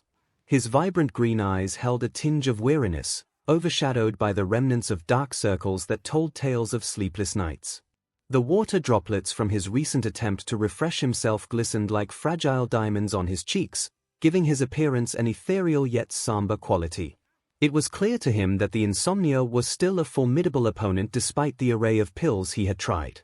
Izuku's gaze shifted from his reflection in the mirror to the buzzing phone on the bathroom sink. The screen displayed Bakuga's name, and a flutter of anticipation mixed with anxiety surged within him. With a mixture of reluctance and curiosity, he slid the phone open and read the text that had appeared. A small smile tugged at Izuku's lips as he read the blonde's words. The warmth of their interactions over the past few months had offered respite from his internal struggles. In a heartbeat, he responded, typing out his address and sending it back before shutting off the phone and placing it down with care. His fingers trembled slightly as he thought about the impending evening. The dance was an opportunity for something new, for moments of connection that carried the promise of joy and understanding. But Izuku's mind was a storm of doubt and fear, threatening to overpower the hopeful feelings that had begun to take root. A surge of frustration coursed through him, a reminder that his battle with insomnia was far from over.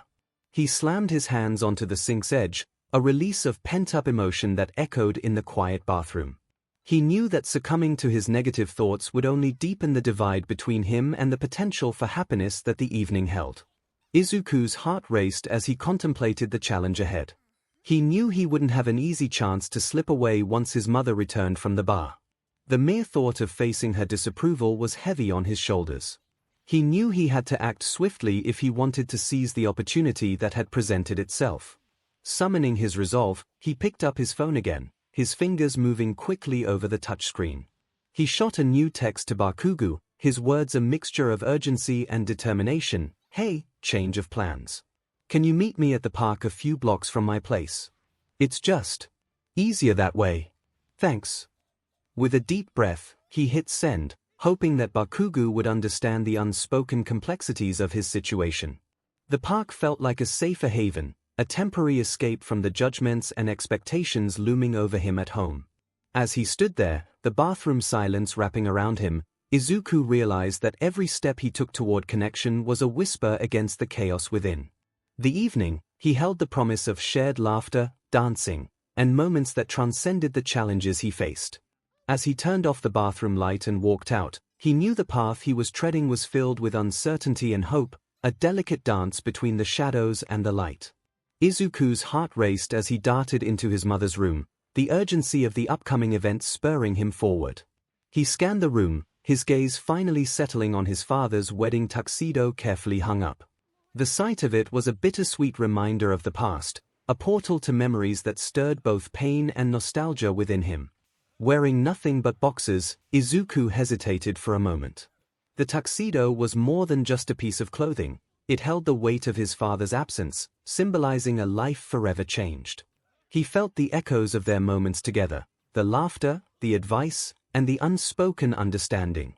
The tuxedo was a tangible connection to the man who had been both a guide and a friend. With a deep breath, Izuku steeled himself. He had a choice: to let the weight of the past crush him or to wear the tuxedo as an emblem of resilience and strength. Memories would always remain, but they didn't have to dictate his present. Gathering courage, he gently took the tuxedo from the hanger. As he slid into the tuxedo, he could almost feel his father's presence surrounding him, like a comforting embrace. It was as if he was stepping into his father's shoes, embracing the legacy of love and support he had left behind.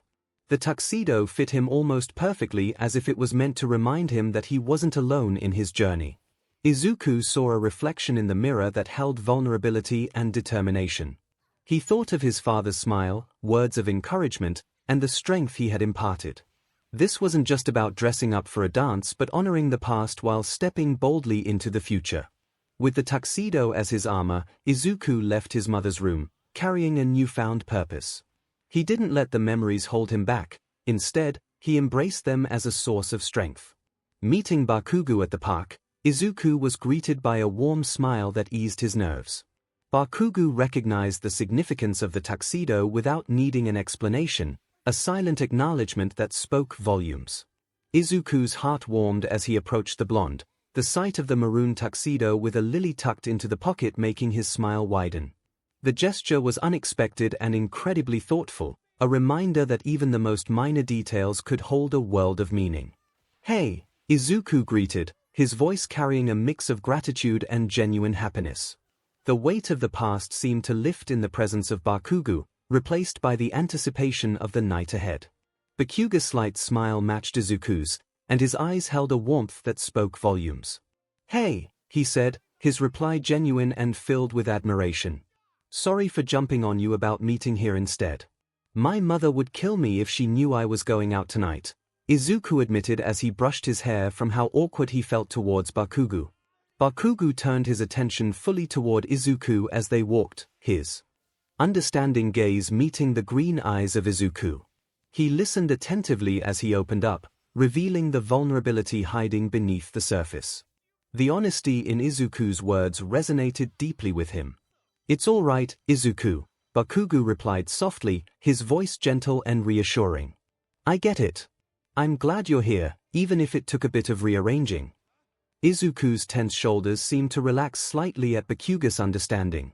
It was as if a weight had been lifted off his chest, replaced by a sense of acceptance he hadn't expected. The awkwardness he had initially felt began to melt away, replaced by a growing sense of connection. "I appreciate your understanding," Izuku said, his voice quieter now. "It's just complicated with my mother, you know. She has her way of seeing things." The blonde nodded, his expression showing that he genuinely cared. "Family dynamics can be pretty tough. My mother's a beach most of the time." A fleeting smile touched Izuku's lips. I guess," he replied before meeting his gaze. "But being here with you tonight, it's like a breath of fresh air." As they stood there, the park around them painted in the soft hues of twilight, Izuku felt a sense of belonging that he hadn't experienced in a long time. The maroon tuxedo represented Bakugo's effort to understand and connect with him, reminding him that he didn't have to face his struggles alone. "Let's make the most of tonight," Bakugo suggested as he guided Izuku toward the salon. Bakugo's suggestion resonated deeply with Izuku as they walked hand in hand toward the entrance of the dance venue. The words were a reminder that this night held the potential for something special, a chance to create memories that would linger long after the music had faded. Izuku glanced at the blonde, a genuine smile playing on his lips.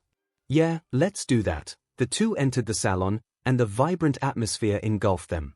The room was alive with colorful lights, laughter, and the music rhythm that throbbed in sync with their heartbeats. Couples swayed on the dance floor, and groups of friends huddled together, all sharing in the magic of the evening. When Bakugo and Izuku stepped into the lively dance, the room's energy was palpable. The colorful lights, the pulsating music, and the crowd's laughter created an electric atmosphere that enveloped them. Yet, amidst the excitement, a sudden tension seemed to settle over Bakugo as his gaze fixed on a figure across the room. Izuku immediately sensed the shift in the blonde, and his eyes followed Bakugo's line of sight. It landed on a young man who seemed to be in the company of another, taller figure. Izuku's brows furrowed slightly as he observed the scene, his intuition guiding him toward an unsettling realization. Without a word, he turned to Bakugo, his voice soft but concerned. "Is everything all right, Katsuki?" Bakugo hesitated momentarily, his gaze still fixed on the distant figures. Then, he met Izuku's eyes, his expression conflicted. "That's Kaminari," he admitted, his voice carrying a mixture of surprise and unease. Izuku's heart sank as he connected the dots. Kaminari was the ex-boyfriend Bakugo had mentioned during their conversations at the shore. He remembered how Bakugo had spoken about their past relationship and the pain and heartache he had experienced when things ended. His empathy welled up as he considered the possibility that seeing Kaminari again might be triggering for Bakugo. Izuku gently placed a hand on the blonde's arm, his touch meant to offer support.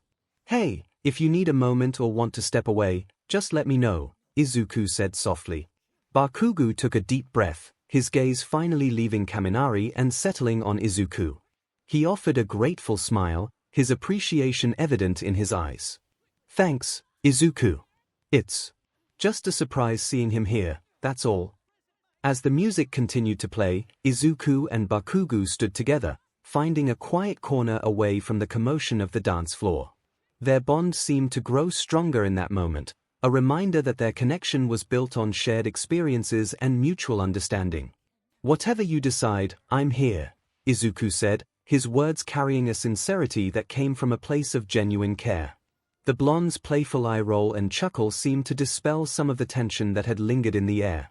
His response was a testament to his determination not to let the past cast a shadow over their night.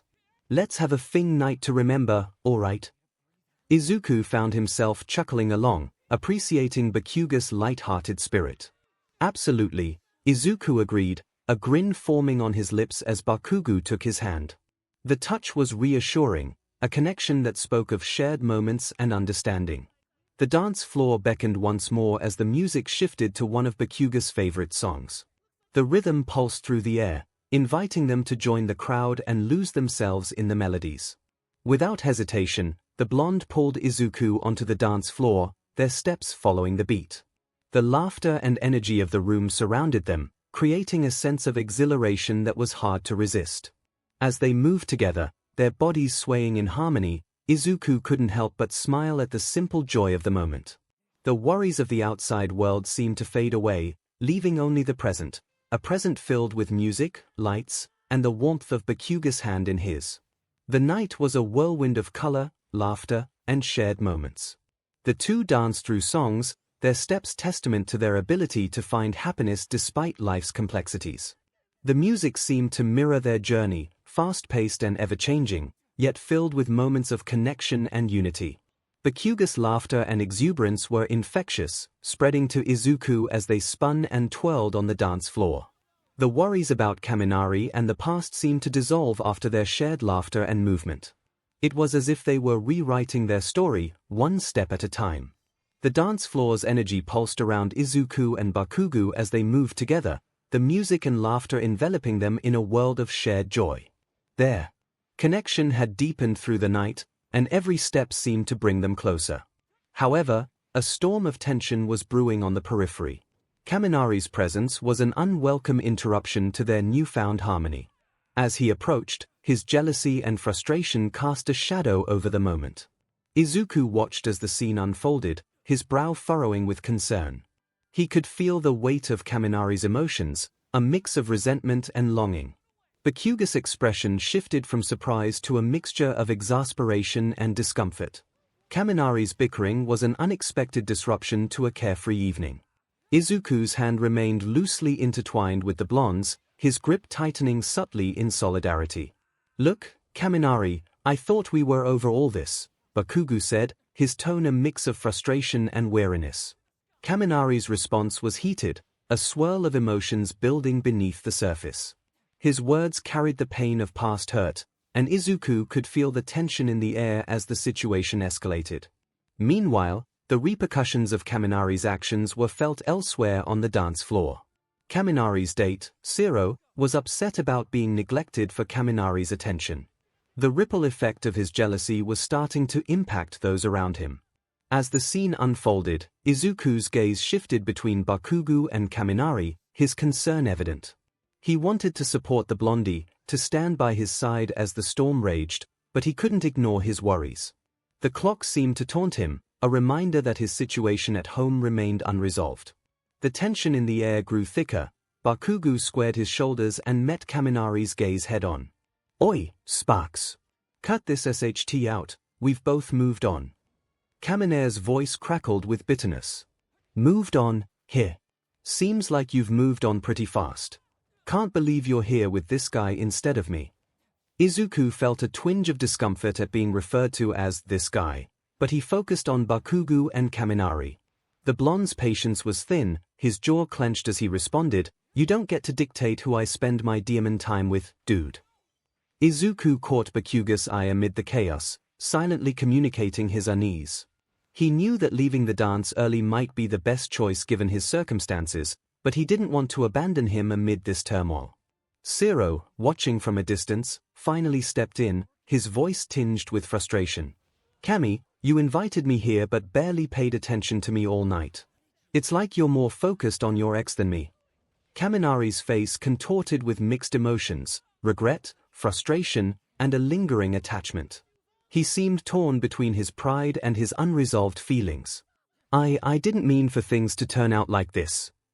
Izuku watched the exchange, his heart going out to Bakugo and Kaminari. He knew that confronting past relationships could be difficult, and it was clear that the wounds were still raw for Kaminari.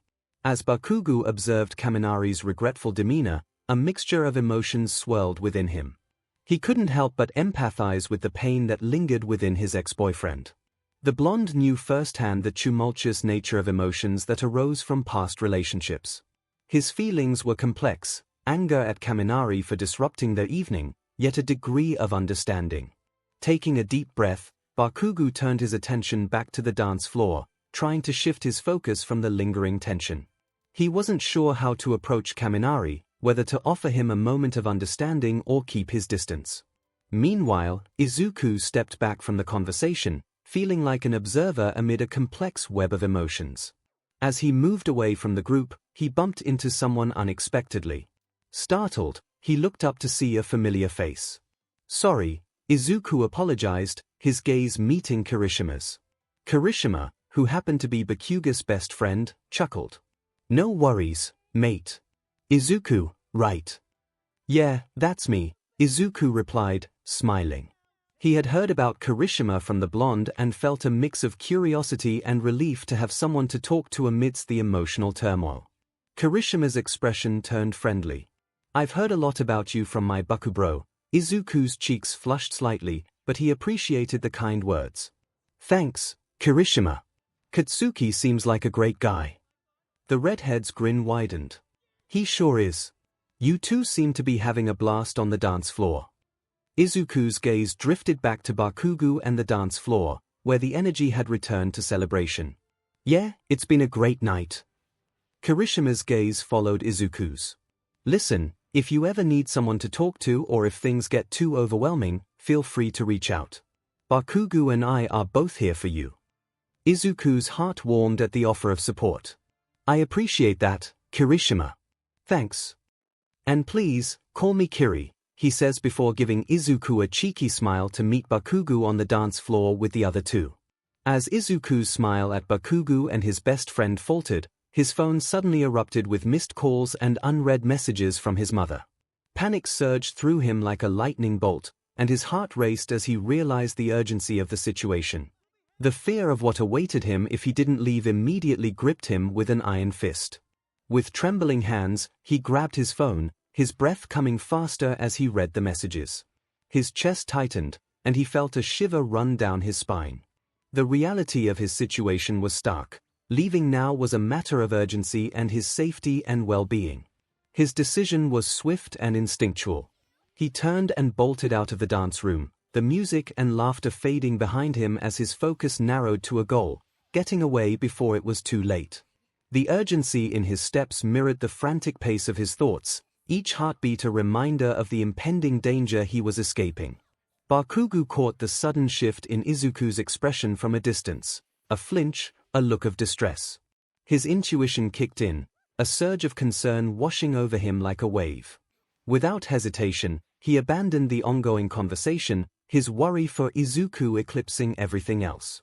Ignoring the curious glances and the confusion around him, Bakugo followed in Izuku's wake, his determination unwavering. He knew that something was wrong, something that demanded immediate attention. As he rushed through the door and into the corridor, he spotted Izuku ahead, his figure driven by a sense of urgency. "Izuku, wait!" Bakugo called, his voice laced with worry. Izuku's steps faltered momentarily, his heart pounding in his chest. He turned to face the blonde, his eyes reflecting a mix of fear, regret, and the weight of his situation. I have to go, Katsuki. It's urgent." Bakugo's concern deepened as he saw the distress in Izuku's eyes. He reached out, gently touching his arm in a gesture of comfort and support. "Call me if anything happens. I'll be there in a heartbeat." Izuku's gaze held a mixture of gratitude and urgency. "Yeah, of course, Katsuki. I appreciate it," Bakugo nodded, his understanding evident. He didn't press further, recognizing that Izuku's safety was the top priority. "Let me know as soon as you get home, I wouldn't want to be looking for you all damn night." Izuku managed a weak smile, his voice a whisper. "I promise." And as Izuku hurried away, his steps echoing with a sense of urgency, Bakugo stood there, watching him go, his heart heavy with concern and realizing that life could change instantly. The dance floor and the music felt distant now, replaced by the urgent rhythm of their shared experiences and the knowledge that their connection remained steadfast even amidst challenges. The rain poured down relentlessly as Izuku rushed home, the urgency in his steps matching the turmoil in his mind. His heart raced, and every beat echoed with the fear of what awaited him. He didn't have the luxury of waiting for buses or cabs, he needed to get to safety as quickly as possible. As the rain drenched him to the bone, he tore off his father's tuxedo jacket and wrapped it around himself, hoping to shield against the downpour. The once cherished symbol of the dance now served as a barrier against the elements, a poignant reminder of the unpredictable turns life could take. His fingers trembled as he reached for his keys in the jacket's pocket, his breath catching in his throat as the familiar creak of the door reached his ears. Before he could react, the door swung open, and a violent force yanked him inside. He stumbled on the wet wooden tiles, his body crashing against the floor. The grip on his collar tightened, and a surge of pain shot through him as he was pulled to his feet. Izuku's gaze met the figure before him, his mother, 𝗵𝗄, her eyes clouded with drunken anger. The sight of her sent a shiver down his spine, a painful reminder of the volatile environment he had to endure. 𝗵𝗄's hand released his collar, only to be replaced by a swift kick to his stomach. The impact stole the air from his lungs, and he curled in on himself, the pain radiating through his body. Her voice was a vicious torrent, a barrage of slurs and insults that cut through him like a knife. Izuku's vision blurred, and he clenched his teeth against the pain, his heart aching with fear, anger, and a deep-seated helplessness. He had known that coming home would mean facing the volatile wrath of his mother, but the reality was even more brutal than he had anticipated. 𝗵𝗄's tirade continued her words, a cruel symphony of abuse that seemed to echo off the walls. As he lay there, rain-soaked and battered, Izuku's mind drifted back to the dance, Bakugo, to the moments of connection and joy they had shared. In that darkness, those memories were a lifeline, a reminder that there was a glimmer of light amidst the storm. As 𝗵𝗄's anger intensified, Izuku's thoughts turned toward survival. He knew he needed to find a way out to escape this cycle of abuse and pain. With each breath, he held onto the strength that had carried him through challenges before, the resilience he had cultivated even in the face of adversity. The pain in Izuku's stomach was relentless, a harsh reminder of the reality he faced at home. Through the haze of agony, his voice emerged as a desperate, quiet plea for mercy. "Mom, please don't hurt me. I know you've been drinking again." 𝗵𝗄's gaze remained fixed on him, her expression a mixture of anger and anguish. Her foot eased off slightly, but her eyes still bore into his. "You don't understand, Izuku. You never listen. I want you to stay home, to be safe." Izuku winced as the pressure on his stomach lessened, though the pain still throbbed. He struggled to sit up, propping himself up on his elbows, his voice strained but determined. "You can't lock me up forever, Mom. I deserve to be free, to have fun. To love someone." Tears welled in 𝗵𝗄's eyes, a complex swirl of emotions crossing her face. It was as if his words had pierced through the haze of her anger, exposing the vulnerability beneath.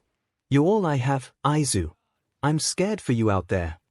In that raw and vulnerable moment, The barriers that had long stood between Izuku and his mother seemed to crumble.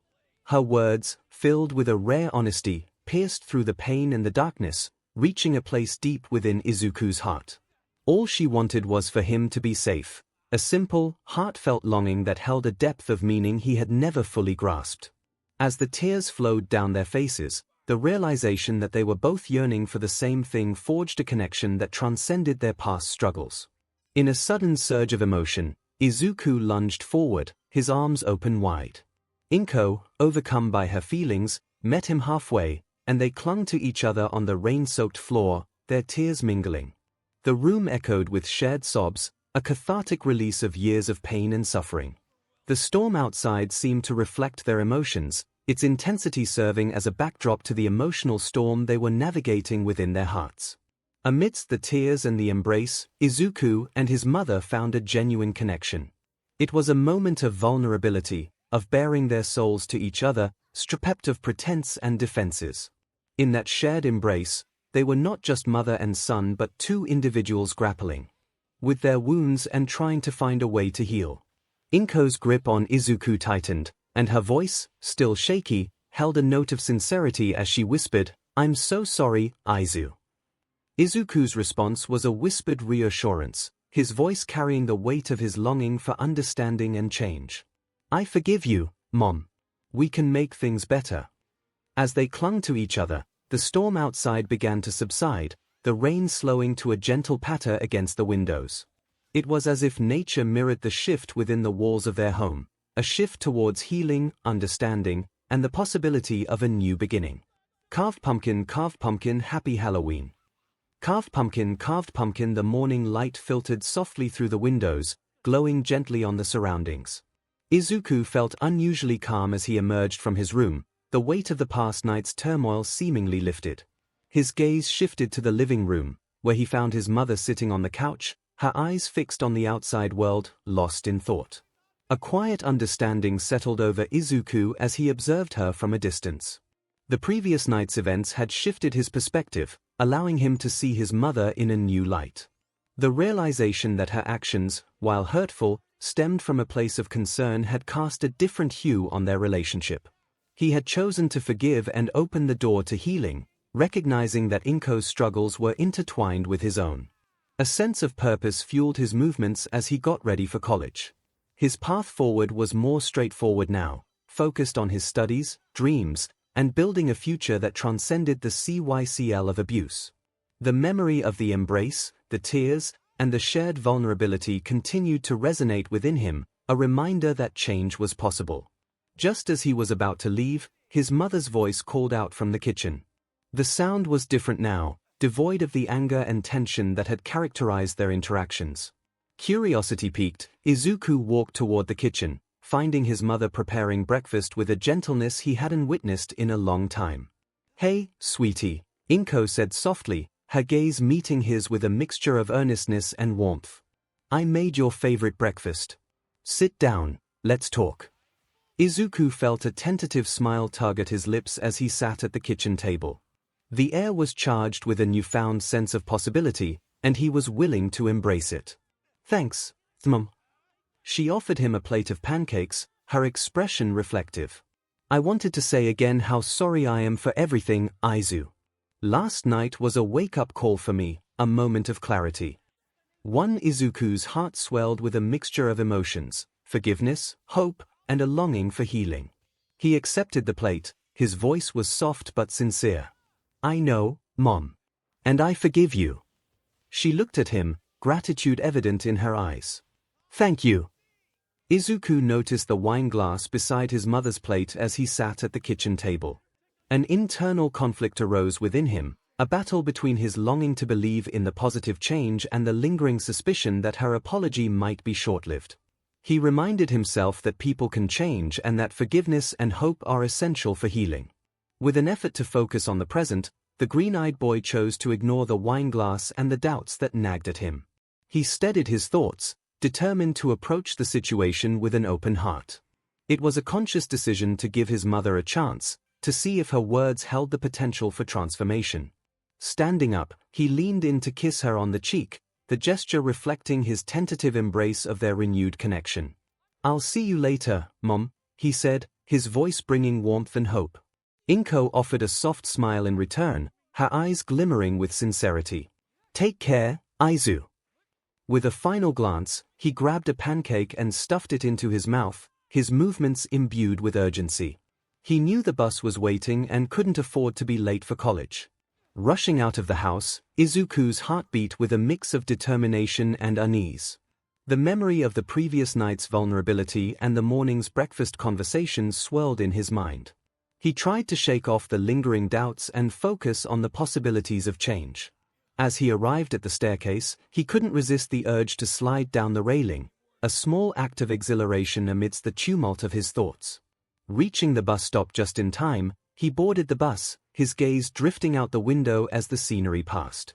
As Izuku settled into his seat on the bus, the rhythmic vibrations of the engine beneath him provided a sense of familiarity and comfort. The worries and uncertainties of the morning started to recede, replaced by a renewed determination to make the most of the day. A soft chime from his phone captured his attention, and his heart skipped a beat as he saw the message from Bakugo. Seeing the blonde's name on his lock screen brought a genuine smile to his face, a brightness that hadn't been there in a while. Opening the message, he read Bakugo's concern about the previous night's events and how he hoped Izuku was doing all right. Izuku's fingers danced over the screen as he quickly typed out a response, his smile lingering. He assured Bakugo that he was okay and shared that he hadn't felt happier in a long time, a testament to the shift in his perspective and the renewed sense of hope. Bakugo's reply brought a sense of warmth, relief, and genuine care. He asked if Izuku was busy after school, a gesture that warmed Izuku's heart even more. However, reality set in, and he regretfully wrote that he had work after school. He held his breath as he sent the message, wondering if their plans would be postponed. But Bakugo's response was quick and filled with understanding. He mentioned swinging by the 𝗬𝗧 burger joint where Izuku worked, a grin forming on Izuku's lips. The prospect of seeing the blonde after school added an extra layer of excitement to his day. As the bus continued, his thoughts drifted between the upcoming school day and the anticipation of Bakugo's visit. The complexities of life still lingered, but he was reminded that there were moments of light, of connection, that could brighten even the darkest of times. A mix of excitement and anticipation marked Izuku's journey to college. The prospect of new experiences and the pursuit of knowledge filled him with a sense of purpose. He navigated through the campus, carrying a sense of determination and curiosity. Meanwhile, Bakugo couldn't help but smile as he turned off his phone, the exchange with Izuku still fresh in his mind. Gathering his belongings and skateboard, he set off for college, his heart lightened by the connection he shared with him. As he arrived on campus, he spotted his best friends, Kirishima and Ochako. With a grin, Bakugo approached them, greeting them with a friendly nod. "Oi, brats, turn around." "Hey, Baku bro," Kirishima replied, a mischievous glint in his eye. "You seem cheerful today. What's up?" Bakugo chuckled, his expression betraying his excitement. "Just had a good chat with Izuku this morning." Ochako raised an eyebrow, a knowing smile tugging at her lips. "Ah, I see. Is that the same Izuku you couldn't stop talking about last night?" One Bakugo rolled his eyes playfully. "You guys are so DMN delusional." Kirishima grinned and nudged Bakugo with his elbow. "Come on, man. We've known you long enough. We can tell when you've got that look." "What look?" Bakugo protested, though the slight flush in his cheeks betrayed his attempt to play it cool.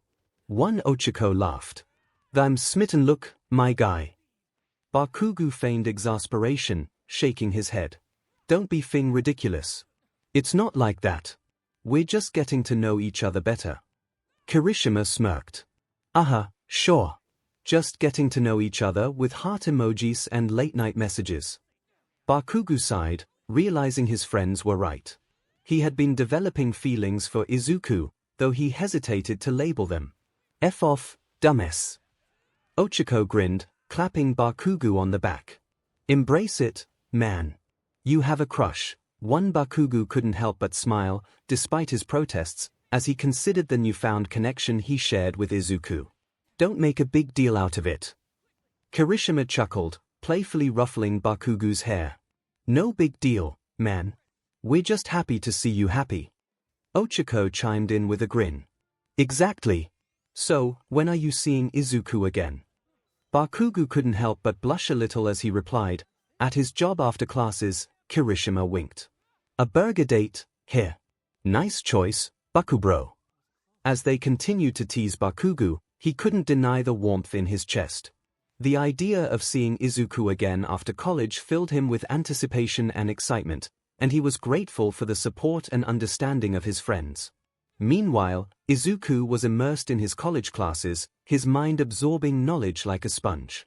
He thought this could be a new chapter, one where he could embrace healing and transformation without his negative thoughts getting in the way. After the last lecture of the day, Izuku made his way to the work. The familiar aroma of sizzling burgers and the buzz of activity greeted him as he entered. He donned his uniform and got ready for the evening shift. As he waited for Bakugu to arrive, he couldn't help but steal glances at the clock, anticipation building with each passing minute. His heart raced as he considered the prospect of seeing Bakugu again, his thoughts filled with the bright sparks of their conversations. Finally, the door to the burger joint swung open, and there stood Bakugu, his confident and determined aura filling the room. Izuku couldn't help but smile, a mixture of excitement and nervousness coursing through him. Bakugu spotted Izuku behind the counter and walked up to the order station, his eyes locking on the green-haired boy. "Hey," he greeted, a soft smile on his lips. "Hi," Izuku replied. He looked at his manager, asking for his 15-minute break to spend it with the blonde, and of course, Tamaki gave him the okay. Izuku tears off his gloves and walks Bakugu over to the booth in the left corner of the place, grabbing 2 paper cups and filling them with Coke as they talk.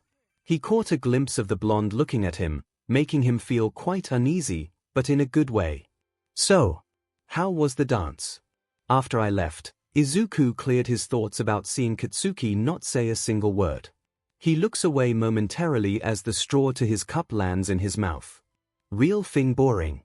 The redhead was tired of dancing and wanted me to drop him off at his stupid house." "Real winner," Bakugu replied with a hint of anger with a sprinkle of stupidity from his best friend. Izuku listened intently to Bakugu's words, his green eyes reflecting a mixture of amusement and sympathy. He sipped his Coke, the fizzy drink providing a brief distraction. "Sounds like Kirishima," Izuku said with a slight chuckle. "Always full of energy, but I guess he had enough for one night." Bakugu nodded, a soft smile on his lips as he looked at Izuku. "Yeah, but it wasn't the same without you there." Bakugu's words brought a comforting warmth to Izuku, a feeling of belonging and significance that he hadn't experienced in a while. "Katsuki, I truly appreciate that. I wish I could have stayed longer as well." Katsuki's gaze intensified as he noticed something peering under Izuku's collar. His heart sank at the sight of a bruise, its shades of purple and yellow indicating the severity. Without hesitation, he moved from across the booth, sitting beside Izuku and gently pulling down his collar.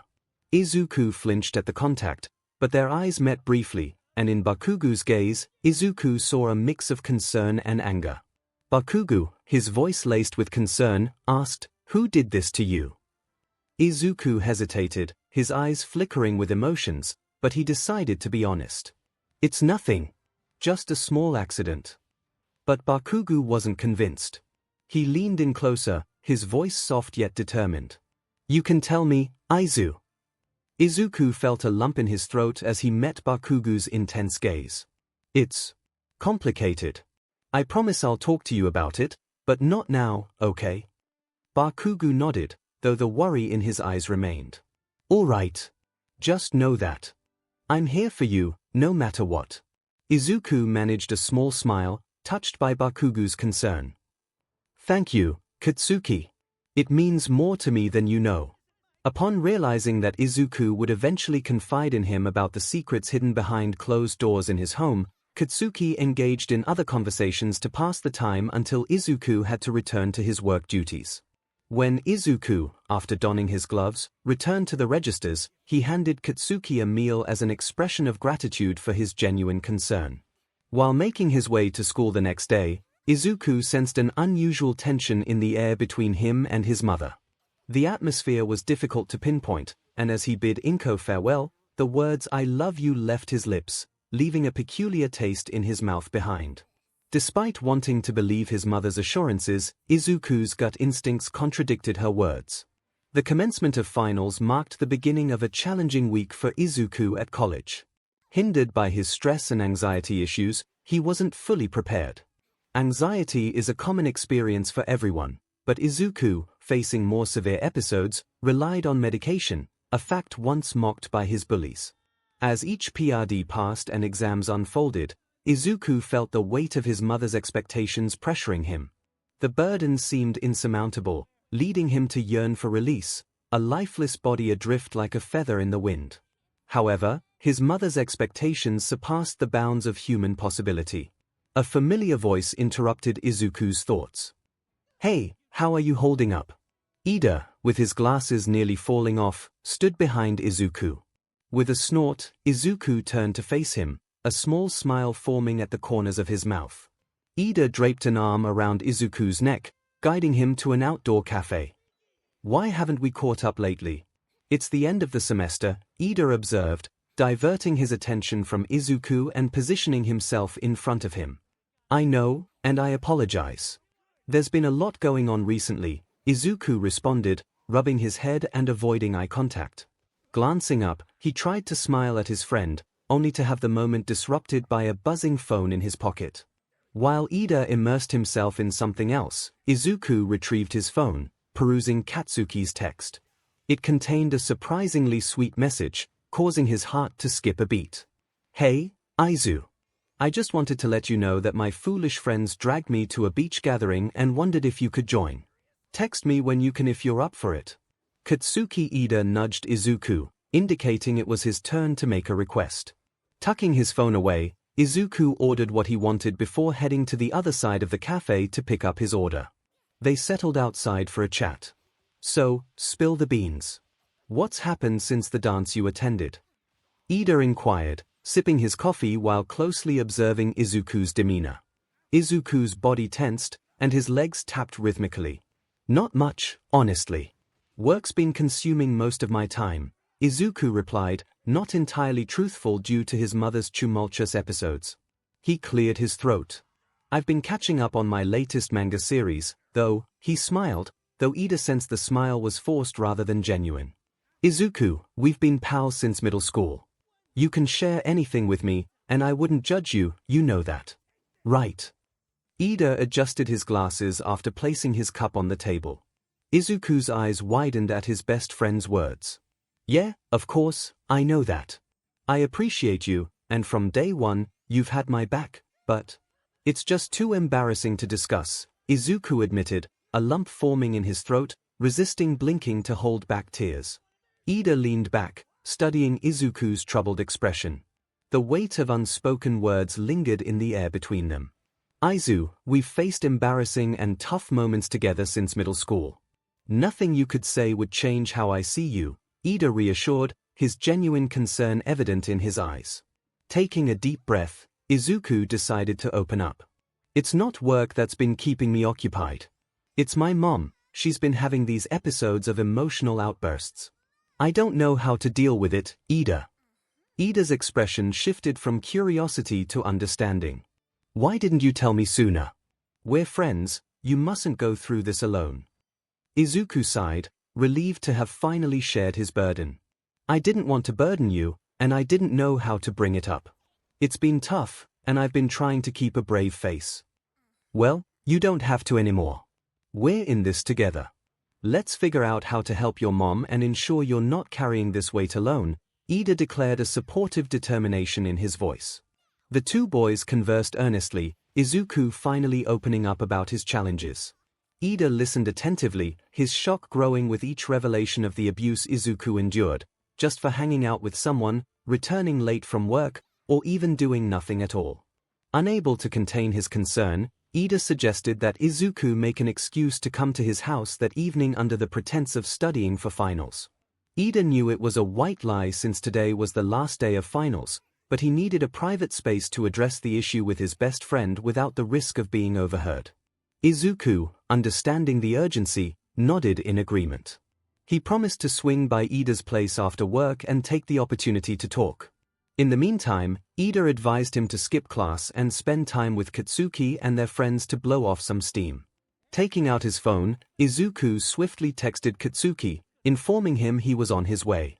As the message was sent, a mix of emotions played across Izuku's face: determination, apprehension, and a hint of relief that someone cared enough to intervene. The day unfolded, with Izuku joining Katsuki and their friends, putting on a facade of normalcy. Amidst laughter and camaraderie, Izuku couldn't shake off the heaviness of the impending conversation with Ida. The sun dipped below the horizon as they hung out, and the time drew nearer for Izuku to confront the harsh reality of his situation. "Hey! Are you alright? You seem down." Katsuki walked over to Izuku, sitting on the towel while the rest swam in the ocean, portraying a sad and worried look on his face. "It's just my mom," Izuku replied. Katsuki rolled over onto the towel and sat up with his legs bent and his arms resting on his kneecaps. He looked over at Izuku and brought him a comforting smile. "Are you ready to talk about it?" Katsuki asked, soothing closer to allow Izuku to feel more comfortable around him. The boy locked eyes with Katsuki and nodded before letting out a sigh. "Ever since I could remember, my mom was always worried about me," Izuku began. He tore his eyes from Katsuki's to look at the horizon, the sun setting in. "She cared for me all the time and didn't let me go out with my friends because there were creepers out at night. Or so she convinced me to believe," he said, shoving his hands into his eyes, making circles. "There was a time I forgot how to talk to someone because of how long I was kept in my house, locked up with no human interaction other than my mother." Izuku continued to tell Katsuki about his past. "It drove me insane. So insane that one of our neighbors called the police and had my mother arrested for child abuse." Izuku's eyes began to water. "And the worst part is, I denied her abuse. I told the cops that she wasn't like that she loved me, cared for me, all her evil doing was to protect me." He began to tear up. Katsuki wrapped his arm around the boy and kissed him on the cheek. "This went on for so many years, Katsuki. So many, that I wished I could get those years back and live happily, but I can't," Izuku said as he whipped his tears away. "Eventually, my mom enrolled me in school when I was 15. She told me I had to hurry back when I left school. And if I wasn't back in 20 minutes, I get beaten. I get beaten with a belt, a spatula, anything she could get her hands on to punish me." "Izuku, I had no idea. I'm so sorry you had to go through that," Katsuki interrupted by kissing him on the forehead and reaching over to grab his hoodie in his bag so Izuku could wear it. Izuku threw on the hoodie and nuzzled his head into his chest. "I wanted to run, but then I'd be homeless. I wanted an education so I could run away for good and start fresh, but to be able to do that, I told myself to endure it for a little longer. And then, my best friend came along. Ida, you don't know him, but he's been with me since middle school, and I've kept this all to myself until I told him about my mom." Izuku continued to say. "He's like a brother to me, and I don't see him often because of all this drama." Izuku cleared his throat again. "Anyway, the only way I could cope with this pain was to relieve it by cutting myself. I'd cut my arms, legs, thighs, you name it. Every single crevice of my body is drawn with cuts of how much abuse I endured." Izuku pushed up off Katsuki's chest to show him some of his recent cuts. It left Katsuki shocked. Katsuki trailed his fingers above Izuku's cuts and stared at him with unbelievable sadness. He wanted to give Izuku more than just comfort, he tried to save him from his awful life. And so, he brought him into a tight embrace where Izuku let out cries of happiness and relief. Izuku pulled away and smiled. "Then, when I turned 18, I got my first job. I would work full-time to pay the bills since my mother quit working after I started.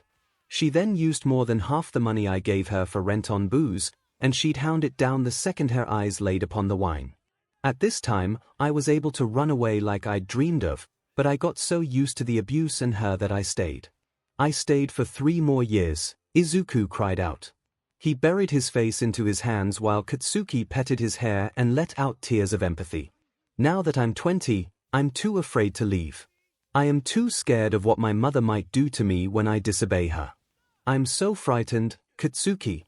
I don't know what to do." Izuku cried into his shoulder, and Katsuki let him. Izuku. I don't know what to say, Katsuki whispered in his ear. Other than thank you for trusting me. I can help, so please, let me help you, he said, nuzzling his face into Izuku's shoulder. Breaking the embrace, Izuku pulled away, locking eyes with Katsuki. A moment of silence hung between them, both motionless, their eyes shimmering with longing, and their lips parted in tentative smiles. The gentle breeze added a touch of perfection to the scene. Katsuki, feeling the magic of the moment, gently placed his hand on Izuku's cheek and leaned in for a kiss. Izuku yielded instantly, tears streaming down his face as he embraced Katsuki, deepening the kiss. In the background, the couple could hear the cheers of Katsuki's friends from the ocean, prompting a chuckle from Izuku-who. They eventually pulled back, and Katsuki grinned at his friends. Izuku, lifting Katsuki's chin with his hand, turned his attention back to the blonde, stealing a quick kiss. I like you, Katsuki, Izuku said with a smile. But can you handle my burden, he added in a playful tone, eliciting a chuckle from the blonde. Katsuki wrapped his arms around Izuku's waist, lifting him onto his lap and kissing his lips. I like you too much not to share your burden, he replied before pressing his face into Izuku's, initiating a passionate make-out session on the beach. Plus, as the waves whispered their approval and the sun dipped below the horizon, Katsuki and Izuku found solace in each other's arms. The sounds of the ocean blended with the laughter of friends, creating a symphony of acceptance and love. 5. The sounds of the ocean blended with the laughter of friends, creating a symphony of acceptance and love. Izuku bid Katsuki and his friends farewell, going to meet with Ida. A quick text to his mom gave the impression he was still at work. Boarding the right bus, he let Ida know his location, allowing him to prepare for his arrival. Once Ida opened the door, Izuku invited him inside. He briefly recounted the ongoing struggles behind closed doors in the familiar comfort of his place. Izuku spared his best friend the need to retell the story. Since he had already confided in Katsuki, who had responded to Izuku's feelings more swiftly than anticipated, resulting in an unexpected kiss on the beach. As Ida took in the details, a mixture of understanding and concern played across his face. Grateful for Ida's presence, Izuku felt relief knowing he could lean on his friend during these challenging times. The two settled in, ready to navigate the complexities of life together. It's been challenging to keep this from you, but you have to understand that discussing this wasn't easy, Izuku confided, wiping a tear from his cheek with his sleeve. Hey, it's okay. You can share whatever you want whenever you're ready, this is a safe space, Ida reassured, motioning for Izuku to come over for an embrace. Ida enveloped him in a tight hug. These situations are never easy to bear, so I completely understand your hesitance to open up. But I'm glad you did, he whispered into Izuku's ear, acknowledging the quiet cries. I just want to be happy, Ida. I want a relationship and a family that doesn't hurt me. Izuku cried out, forming fists and lightly punching Ida's shoulders, his face buried deeper into Ida's chest. And you will, sweetie. Be patient, they'll come when you least expect it, Ida comforted, lifting him bridal style and carrying him into his bedroom. Ida gently laid him down on his bed. Take an hour's nap, and when you wake up, there'll be food with your name on it, he said, kissing Izuku on the forehead. As Izuku drifted into a much-needed nap, Ida quietly left the room, closing the door with a soft click. In the dim light of the hallway, he took a moment to collect his thoughts, understanding the weight of his best friend's struggles. Wanting to ensure Izuku would awaken to a comforting atmosphere, Ida ordered some takeout pizza to be delivered to his place. The aroma of warm, familiar food would surely lift Izuku's spirits. While awaiting the Lgbtq, Ida retrieved his phone from the small living room. Ida dialed a familiar number with determination, inviting a close friend to join them. This friend, well acquainted with Izuku, would provide additional support and understanding. As the phone rang, Ida contemplated the significance of surrounding Izuku with familiar faces during this challenging time.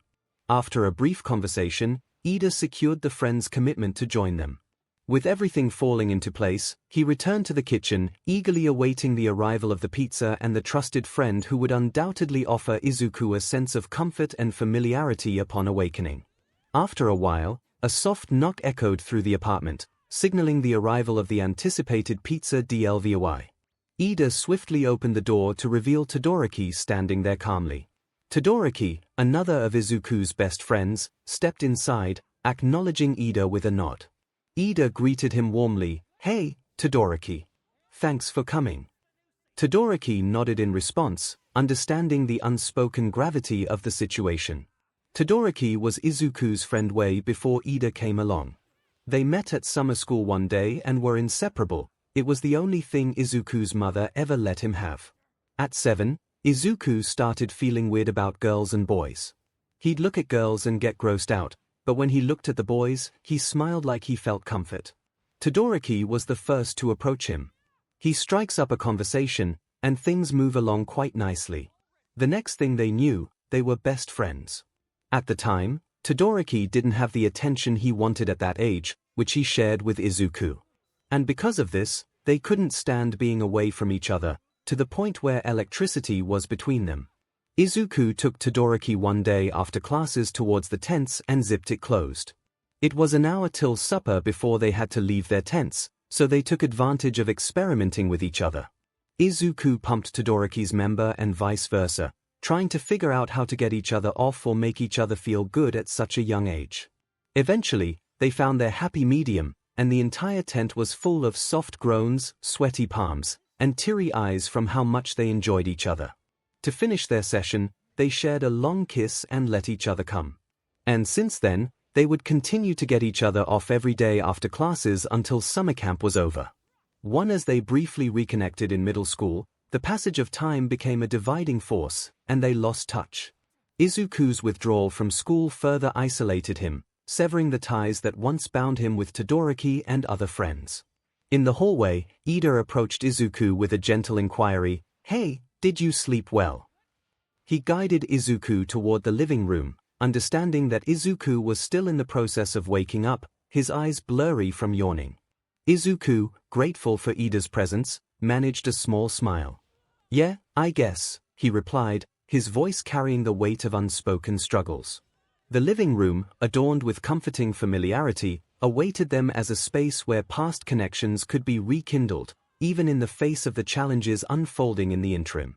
"Look who's here," Ida announced, a warm smile on his face as he nodded toward Todoroki standing behind him. The gesture served as an introduction, letting Izuku know that Todoroki had joined them. Izuku's eyes widened in surprise and recognition. "Todoroki," he said, emotions playing across his face. The unexpected reunion brought a flood of memories and a sense of nostalgia, creating a moment where past connections were momentarily rekindled in the present. "Hey, Zuku," Todoroki replied with a warm smile as he approached and playfully ruffled Izuku's hair. Izuku's cheeks darkened, his heart beating faster at the familiar gesture. Todoroki then sat on the couch, settling in with an ease that spoke of the comfort of shared history. "I called him over so you could feel more comfortable tonight. I hope that's all right," Ida explained, a subtle smile hinting at his understanding. He pushed the pizza boxes away from the edge of the coffee table, making room for the coaster where they could place their beers. Izuku, still adjusting to the unexpected reunion, managed a shy smile. "Yeah, it's great to see you again, Todoroki," he said, his voice carrying surprise and genuine curiosity about his life. The three boys each grabbed a slice of pizza, finding comfortable spots on the couch. Izuku settled in between Ida and Todoroki as they prepared to watch Ida's favorite TV show about the drama and lifestyles of firefighters. The living room filled with the sounds of Ida's laughter from the show, and the enticing aroma of pizza lingered in the air. Todoroki occasionally slipped in a few questions or comments directed toward Izuku throughout the episodes. Izuku, though a bit reserved, responded with brief but genuine replies. "I wanted to tell you that I'm sorry," Todoroki whispered into Izuku's ear, mindful not to interrupt the TV series or potentially upset Ida. Izuku turned away from the TV, his brows furrowing in surprise at Todoroki's comment. "What do you have to be sorry about?" "I'm the one who should apologize for not keeping in touch," he replied, his voice filled with genuine regret and the longing for reconnection. The quiet exchange spoke volumes about the unspoken complexities of their past and the longing for understanding that lingered between them. Todoroki's expression softened, and he met Izuku's gaze with a sincerity that transcended their past. "I should have reached out, too. We were both dealing with our stuff, and I wish I had been there for you, Zuku," he admitted, using the childhood nickname that brought a faint smile to Izuku's face. Izuku shook his head gently. "We were kids, Shoto. It's okay. We had our struggles, and life took us in different directions," he reassured, a sense of forgiveness in his eyes. The camaraderie between the three friends continued, the TV show supporting their heartfelt conversation. As the night unfolded, laughter, shared memories, and the subtle rekindling of a friendship once lost wove a comforting tapestry in the cozy living room. It became a space where apologies turned into understanding, and the promise of renewed connections lingered. The past might have created distance, but the present held the potential for a new chapter in their intertwined stories. The past might have created distance, but the present held the potential for a new chapter in their intertwined stories. As the weeks passed, Izuku found solace in the support of his closest friends, Ida, Todoroki, and Katsuki, after opening up about the troubles at home. His crush on Katsuki had evolved into something more, and they had started dating, sharing secret moments away from the prying eyes of Izuku's tumultuous household. They navigated the delicate balance of enjoying their newfound connection while keeping it hidden from Izuku's mother, who would undoubtedly react with fury if she found out. One sunny afternoon, as Izuku finished his shift at work, he greeted Katsuki with a warm greeting, sealing it with a sweet kiss. They shared a tender moment before Izuku took his place in the co-pilot seat, with the blonde behind the wheel. As the car engine hummed to life, Katsuki's hand naturally found its place on Izuku's thigh, a subtle but reassuring gesture of protection that enveloped Izuku in a comforting sense of safety.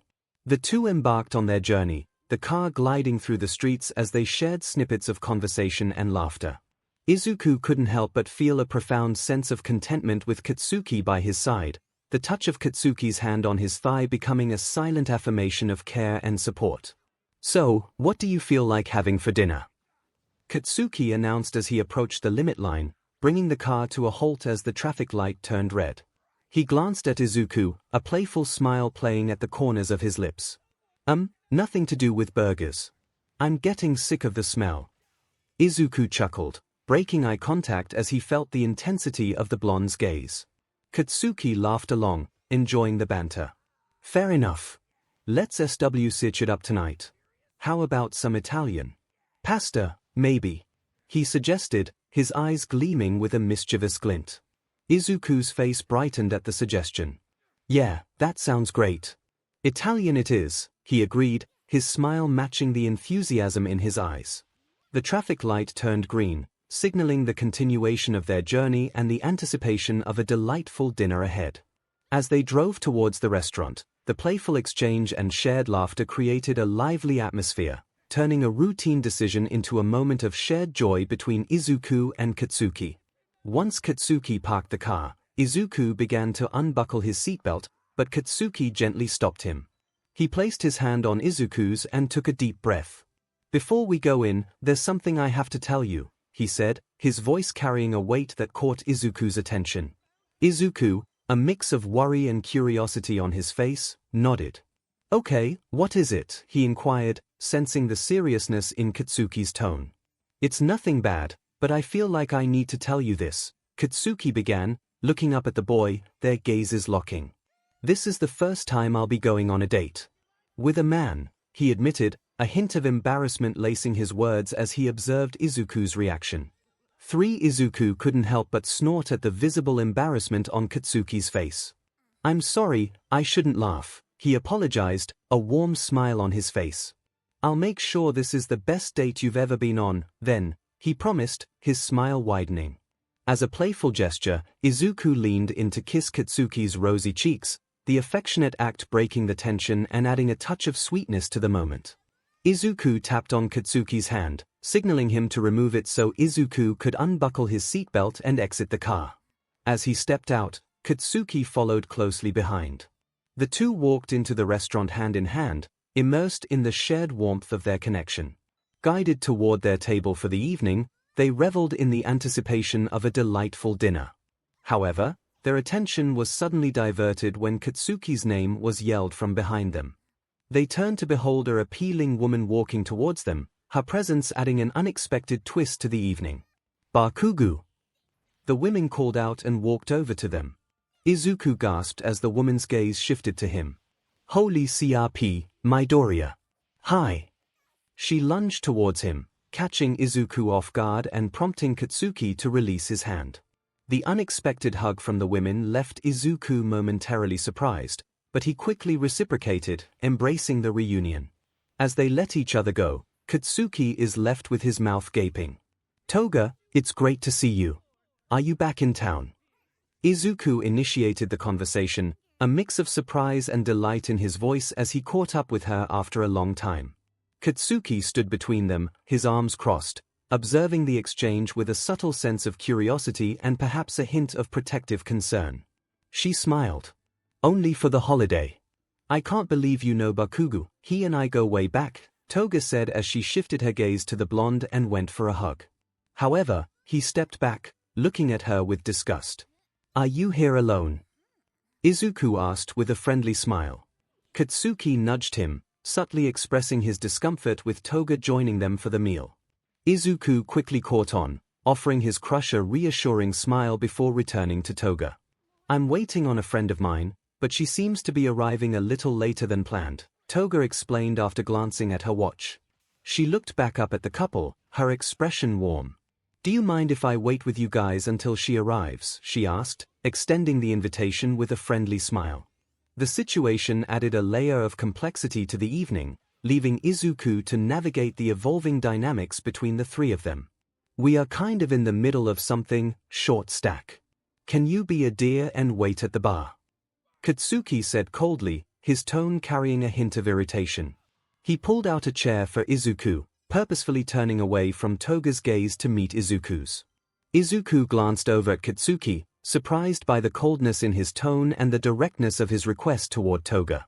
Despite the surprise, a realization settled in Izuku's mind. He knew Katsuki well enough to recognize the signs.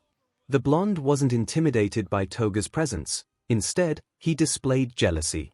Katsuki, I know we've only started dating, but I wanted you to know something, Izuku began, his fingers grazing the menu as he spoke. Katsuki gazed toward him, silently urging Izuku to continue. It's hard for me to show intimacy, Izuku admitted, opening up about a vulnerability lingering beneath the surface. Why don't we just enjoy each other's company and have a nice meal?